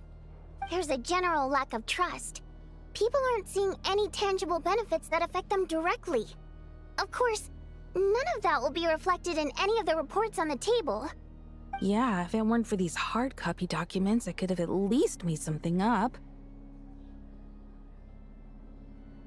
Oh, don't mind me. I'm just out here trying to hit my interview quotas. Bring out the kvass. Ever read? If I remember correctly, you guys don't even have a sales permit. Okay then. Best-selling street stall newspaper in town. Still counts. Order! We will now open the floor to the representatives. If there are no further substantive issues to discuss, Snezhnaya has a long tradition of treating members of the Fatui armed forces and their dependents favorably. But recent surveys shows that Fatui families in remote areas have access to 15% less crystal than the average civilian family in Snezhnograd. It's been said many times before, but it bears repeating now. There needs to be a clear and consistent rationale behind how crystal is allocated, or we will soon face immense public backlash. Perhaps you wouldn't need to keep repeating yourself if you would hear me out for once. I say again, true consistency exists only in principle. In the real world, fairness is relative. You appear to treat resource allocation as a simple function of production and population. So what about when the equipment used in production breaks down? Have you factored that into your equation? And do you even know how long it's been since Snezhnaya last conducted a census? If I knew the answers to questions like that, I'm sure I'd be a very wealthy man. And I doubt I'd be going by child. I'd like to bring the focus back to the specific issue I raised. Or do you wish to deny that favorable treatment for Fatui dependents is our long-standing policy? It's easy to be a critic when there's no accountability. That seems to be a running theme in the anti-Project Stuja cohort. Defeat the ringleader and all other problems will magically resolve themselves. That's what they seem to think. But in case you aren't aware, not one jot in my report would change whether Project Stuja continues or not. So you have no intention whatsoever of finding a solution to this problem? On the contrary, I'm the only one here who ever brings solutions. Child opened by speaking up for the armed forces. Regrator struck back with style and a war of words ensued.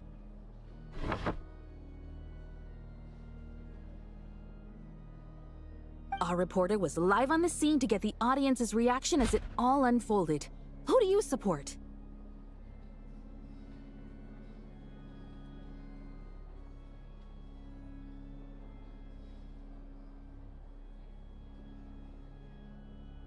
The people have spoken!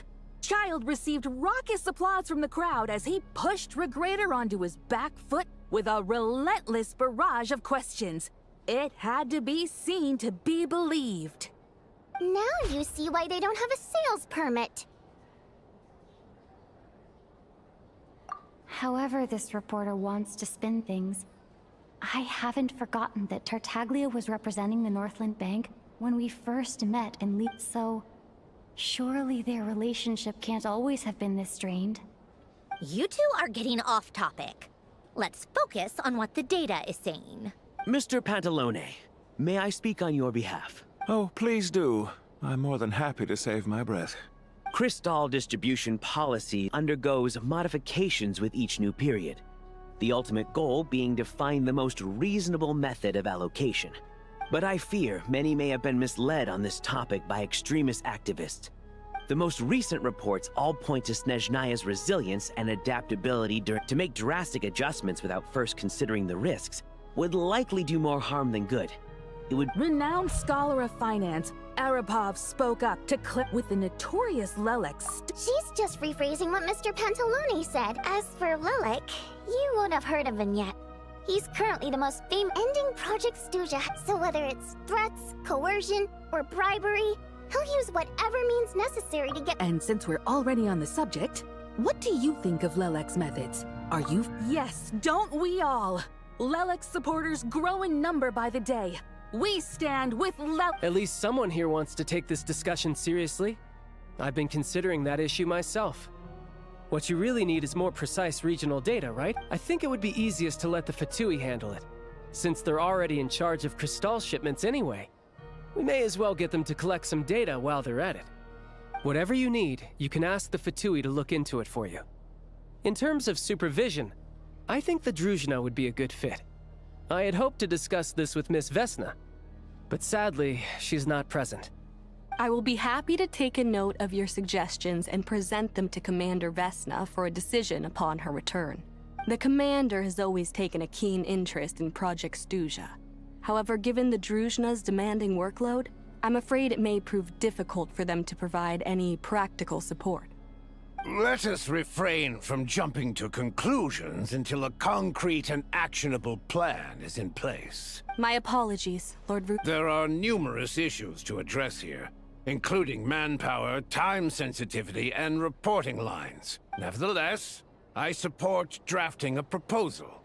Follow the usual procedure, and it can be raised as a new motion for all parties to evaluate at the appropriate time.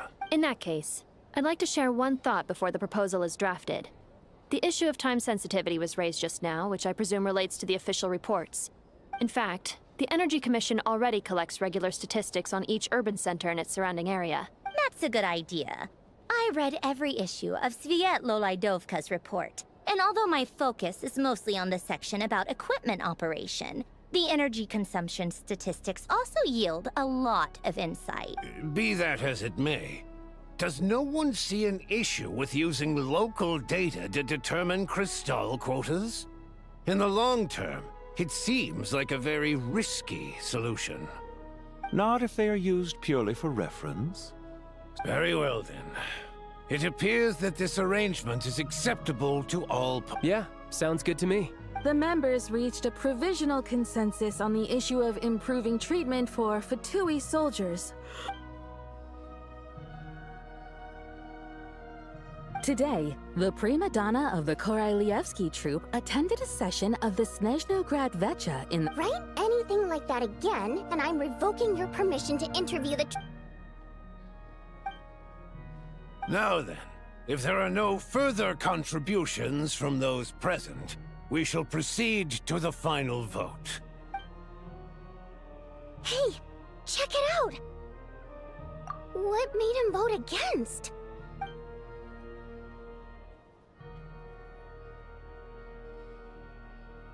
The votes have been tallied.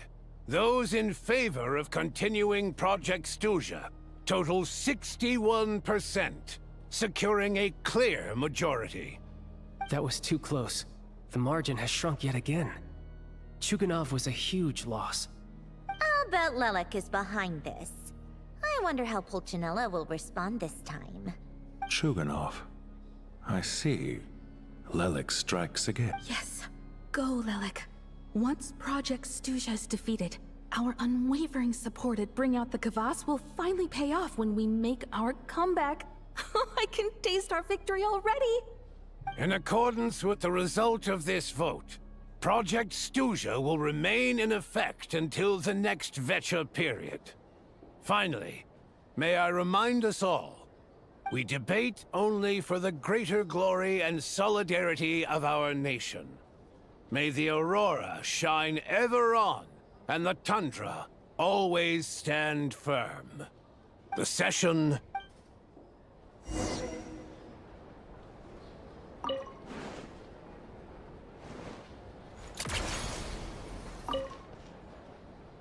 I have to say, I really wasn't expecting Chuganov to vote against Project Stuja. Well, in principle, Snezhnaya's business and political elites ought to be the ones least likely to oppose it. As we heard, Project Stuja is basically just a resource distribution.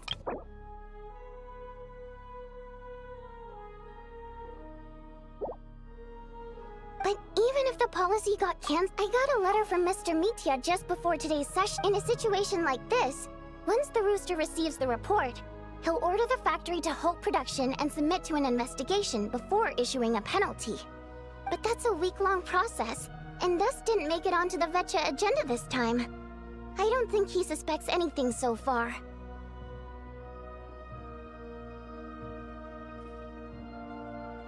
Exactly.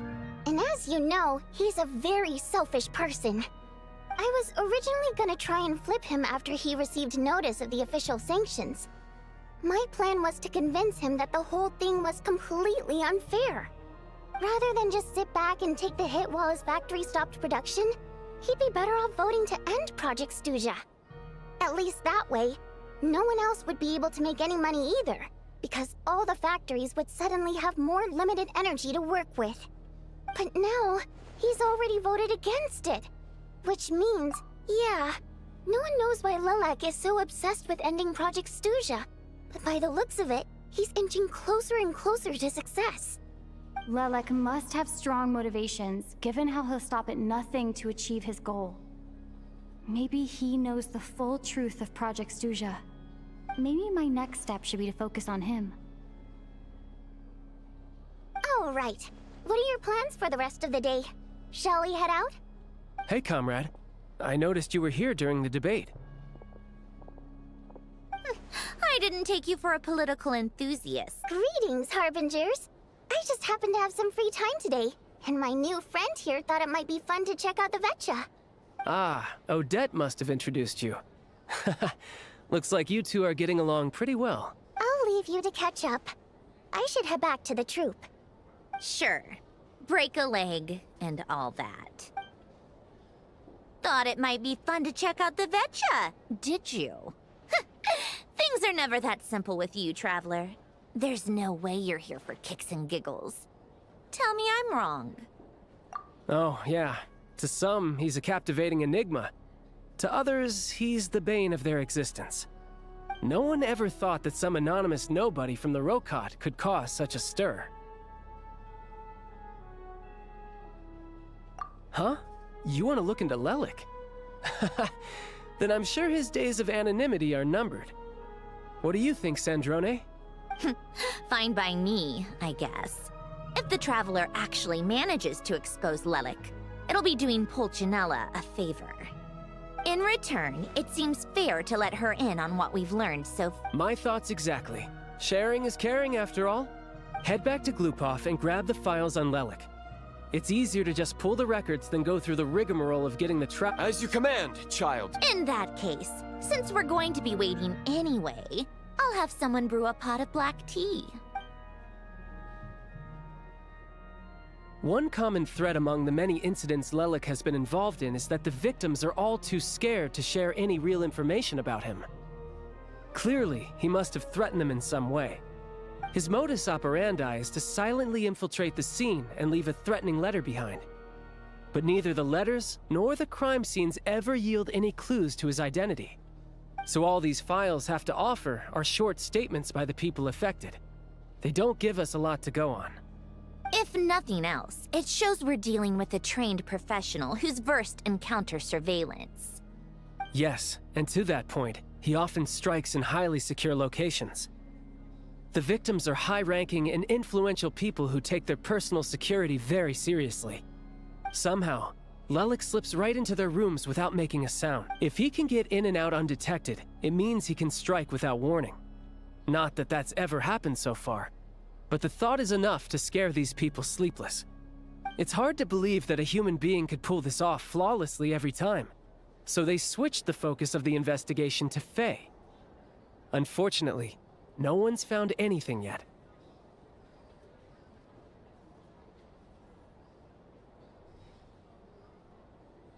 Careful. Don't underestimate me. Although truth be told, I'd probably find it hard not to blow my cover. Direct confrontation is more my style. We haven't ruled out the possibility of Lelik being human. It's just, there can only be a handful of people in all of Teyvat who'd fit the profile. They, on the other hand, plenty would have the ability, but few would have the motive.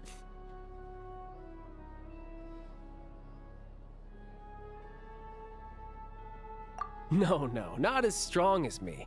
You'll never find the culprit with criteria like that. Let's go with a little weaker than me.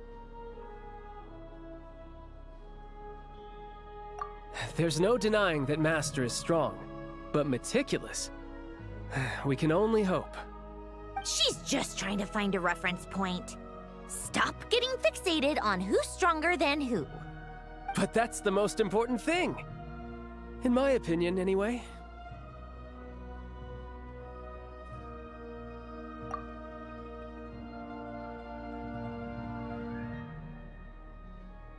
Odette? Yeah, that seems about right. Her skills are solid, and she's always calm under pressure. Except she's Fatui, so the likelihood of her working against us is pretty low.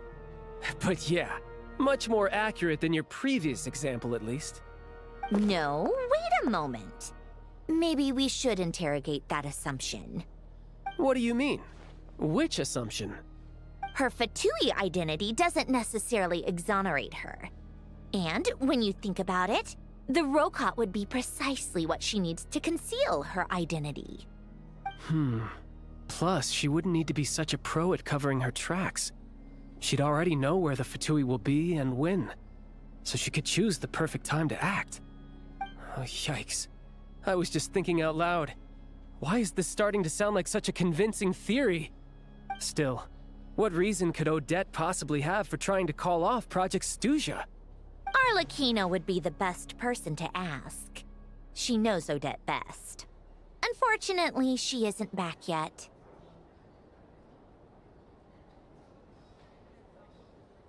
Rosaline used to open up to her in private about her struggles with Odette. As I'm sure you can imagine, Arlecchino is quite a lot better with children than Rosaline was.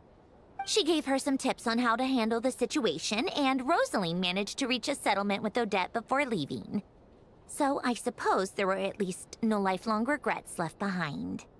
Beyond that, I don't know the details about that side of things. But I do know that Odette definitely has a motive to hold a grudge against Project Stuja. The reason being, her father passed away during the early stages of the project. That was back before it had been named Project Stuja, when things were still being worked out. But in essence, it's remained the same ever since. Huh. The more you know. Rosaline was always so self-centered. I never understood why she started paying so much attention to Odette.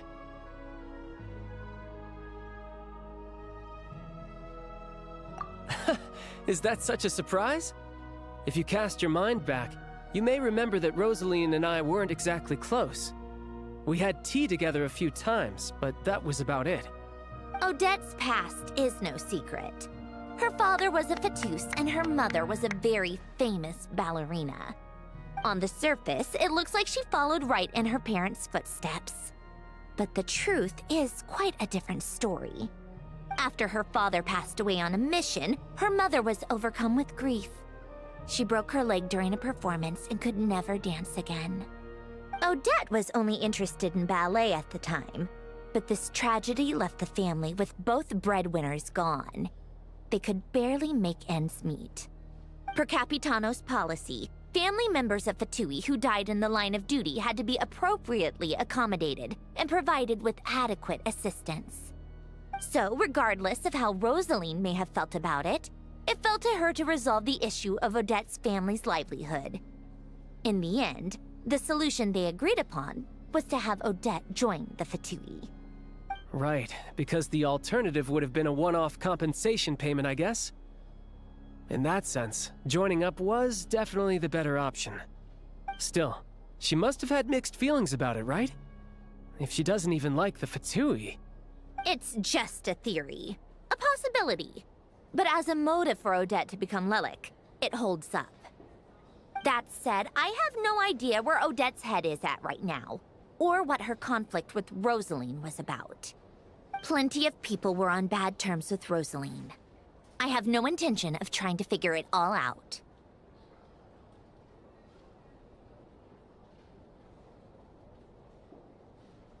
Yes, but there's not much point in discussing that now. Yeah, back to Lelik. Since our investigations so far have turned up next to nothing, we've got nothing to lose by trying a new angle. Funnily enough, Tonya and I had actually made plans to go to the theater tomorrow to watch Odette's rehearsal. Unfortunately, thanks to this Lelik situation, I'll be stuck working overtime again. Which means you can go in my place. No point wasting the ticket, plus, you'll get to meet Tonya.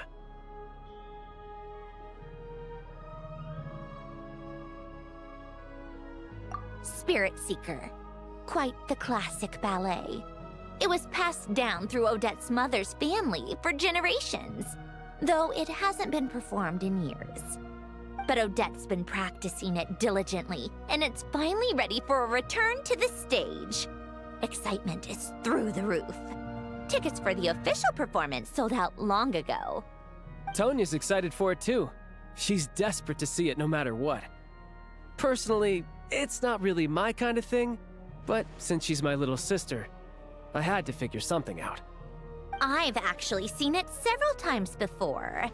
The story's pretty straightforward.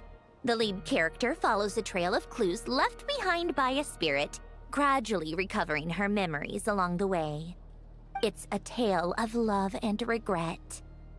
So not exactly reinventing the wheel, at least by today's standards. But when that classic melody kicks in and the lead character begins to dance, it always gets me. It really is beautiful. Not an easy dance to do justice to, though. I know it's always been Odette's dream to perform this piece, but I'm not sure she's really ready. In that case, I think that even if she is Lelik, we should wait until her performance is over before we respond. I'll let you take it from here, comrade.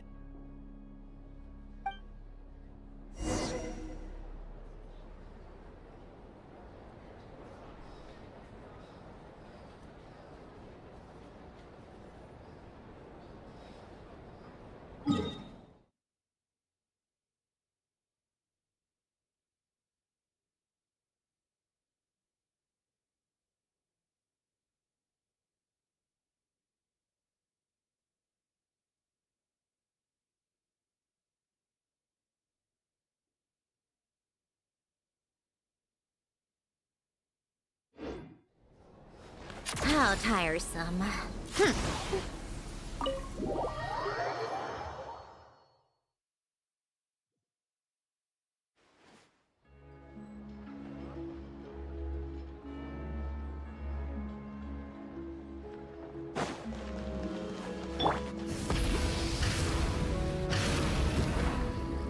Bring it! Take a break?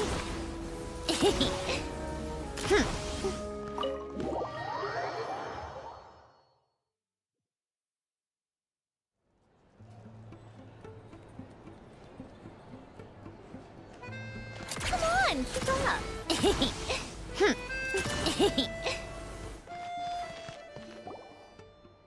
Sounds like you've made a ton of progress today. It's good that everything's going so smoothly. Next step is to head back to the theater and get a clear answer from Odette. Either way, Paimon doesn't get the sense that she's a bad person.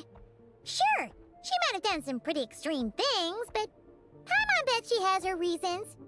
Maybe this is going too far, but like, with everything she's managed to do so far, wouldn't it make more sense in theory to be even more, you know, heavy-handed? Why leave a letter when she could, well, we know there are plenty of other ways to keep people in line, right? The point is, she could have gone further, but she didn't. So, if it is her, she's got some principles at least. Yeah! Well, all you can do is follow the facts wherever they lead. No change, really. But that thing Paimon told you about yesterday? Paimon feels like she can sense it more clearly now. Hearing you talk about your day makes Paimon itch for an adventure. If only she could be there with you so we could experience it all together. Yeah, I wish you could be there too. I'm not used to adventuring alone. But don't worry, we'll get to the bottom of this. Guess it's just one of those things. Never mind. Paimon will behave herself and keep resting.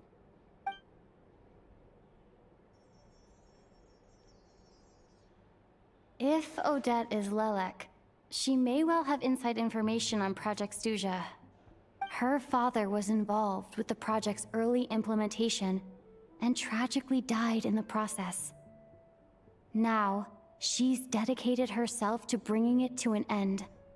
It's hard to imagine she could have gotten this far without knowing anything at all about the Tsaritsa's true intentions. When she spoke to us as a member of the Fatui, how much did she let on? And how much was she hiding? Only time will tell. Maybe tomorrow everything will be answered. Hey look! It's snowing! Could be a tough day ahead. Make sure you wrap up warm tomorrow.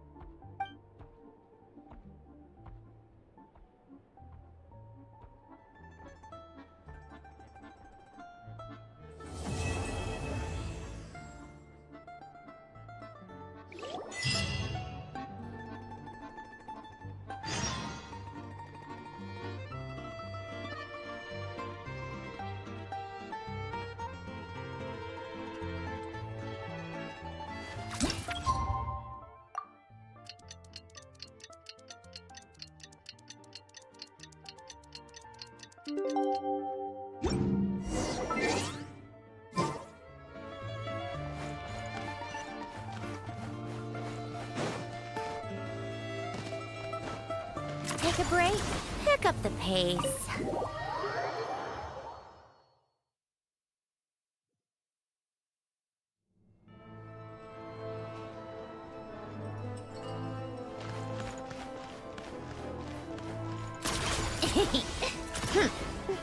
Pick up the pace.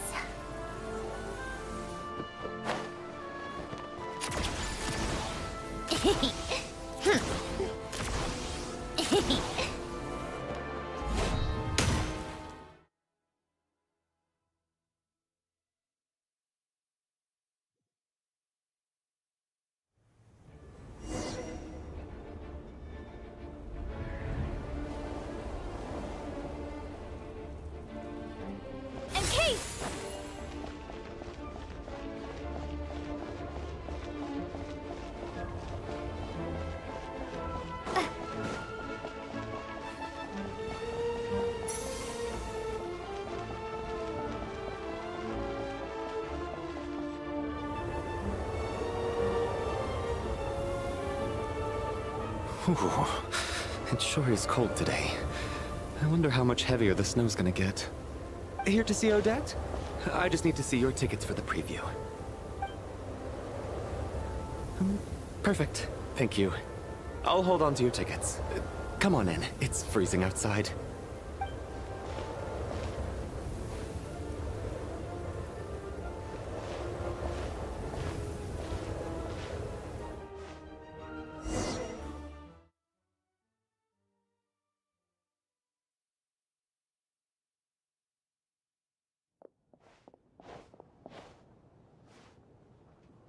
I think I'll leave the Lelek question until after the show's over. Then I'll go...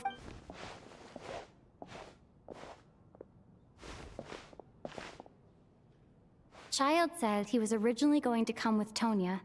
So I'm guessing Tonya's already here somewhere. Is there anyone here who looks like a Tonya? Let's see.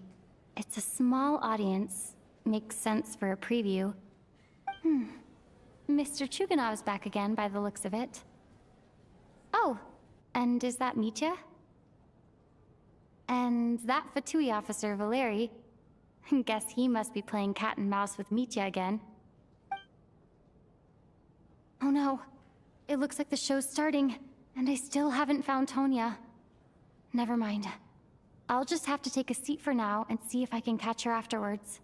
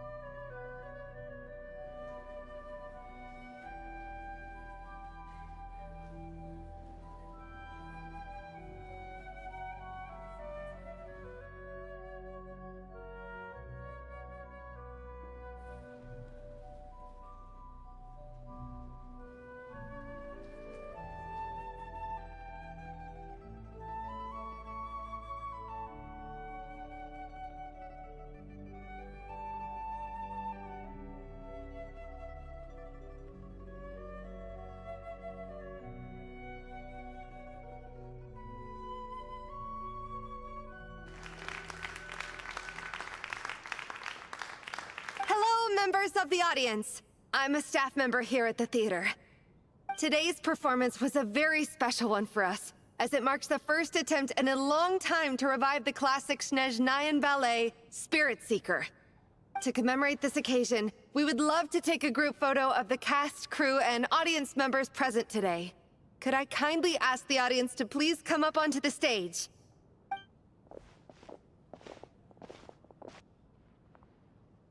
All right, everyone, huddle in a little more. Now, look at the camera. 1, 2, 3.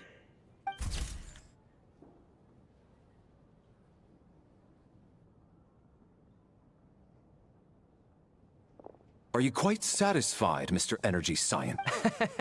What are you talking about, Sarge?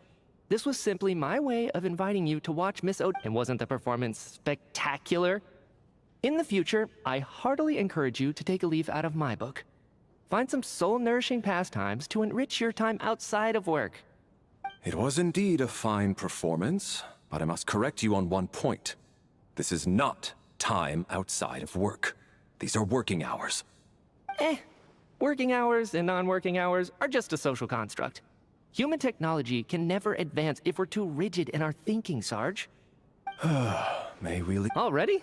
Off we go then, Sarge. That has to be her. She's the only person in the audience around Tonya's age. Excuse me? Are you Tonya? Huh? Your brother's busy today, so I took his ticket. Don't worry about him. Oh, okay. Sorry for the trouble. What's wrong? Are you sick? No, I'm fine. It's nothing. Maybe she caught a cold on the way here because of the weather?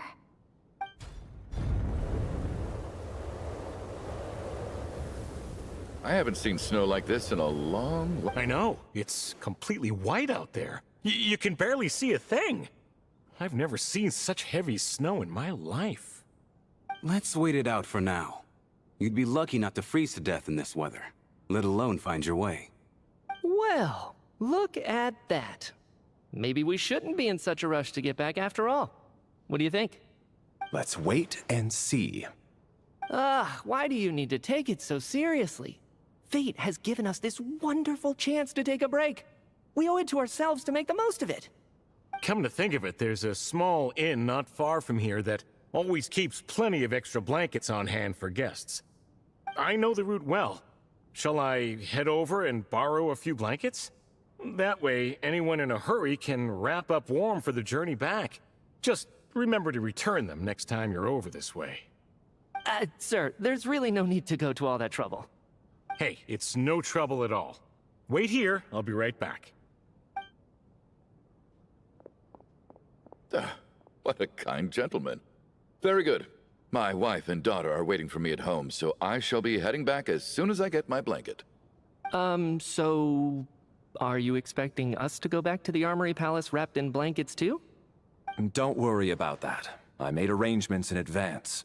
Should I not return to the Armory Palace within 3.5 hours after Operation Showtime begins, an armed squad will be sent to collect us. They will escort us back. You are one of our key military personnel, so any weather-related risks must be eliminated. Operation Showtime? So, wait. Every single time you drag me back to work when I sneak out, it's a whole official operation? I gotta say, you've really turned this into quite a moral dilemma for me. It's snowing pretty hard out there. I think you should stay here for now. You seem a little under the weather. Sure. My brother might come pick me up in a bit anyway. Time to get to work. I should head backstage and find Odette. I need to look her in the eye and ask her about Lelek. Excuse me, are you looking for someone?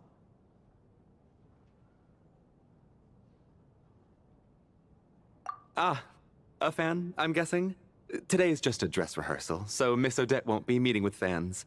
She's taking a well-earned rest right now. Sorry, but that area is currently off limits to everyone except the cast and crew. Huh. Bad timing, I guess.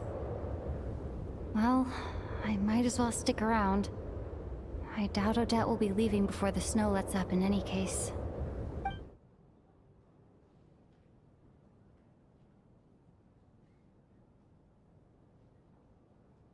What happened to the gentleman who went to fetch the blankets? How has he still not returned? I was thinking the same thing. It's still snowing very hard. Do you think something might have happened to him? Whatever the reason for his delay, I must say I hate nothing. Well, I have to treat my employees like that on occasion, but that's different.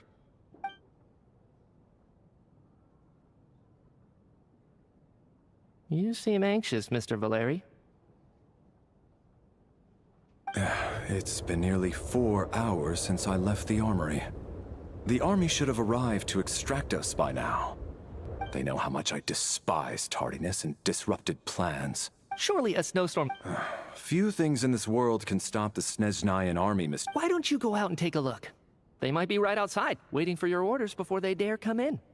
An absurd hypothesis. I have no intention of leaving your side for even a moment until I have escorted you back. This doesn't look like that guy who left. A man-eating snowstorm?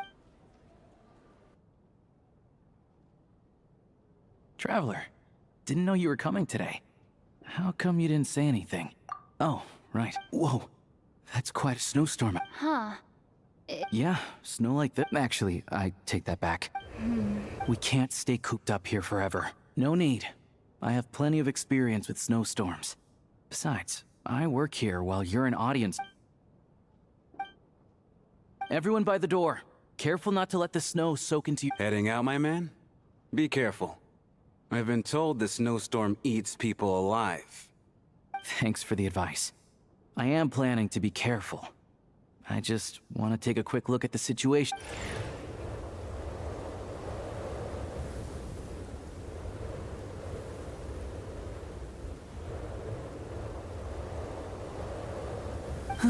He's back! Did you see any soldiers patrolling? Something about this storm isn't right. There's no one out there. I didn't see a single soul. And something in the air gives me the creeps. This isn't your average snowstorm. I suspect it might be related to recent events in our nation. I strongly advise everyone to stay here until the snow dies down. Are you serious? So all of us are trapped here now? That sounds a little far-fetched to me. You want to go outside and... This just turned from a minor delay. We can only hope that our friend who... Is it really that bad? Huh? Whoa! So now we're stuck here? Oh, on the bright side, the theater's always well stocked, at least. Fine by me. What are you staring outside and... Oh, you're mad. This is a golden opportunity. I think I've changed. Sir, if you so much as look at us funny, you'll be seeing stars in a whole other... It's getting colder. Close the door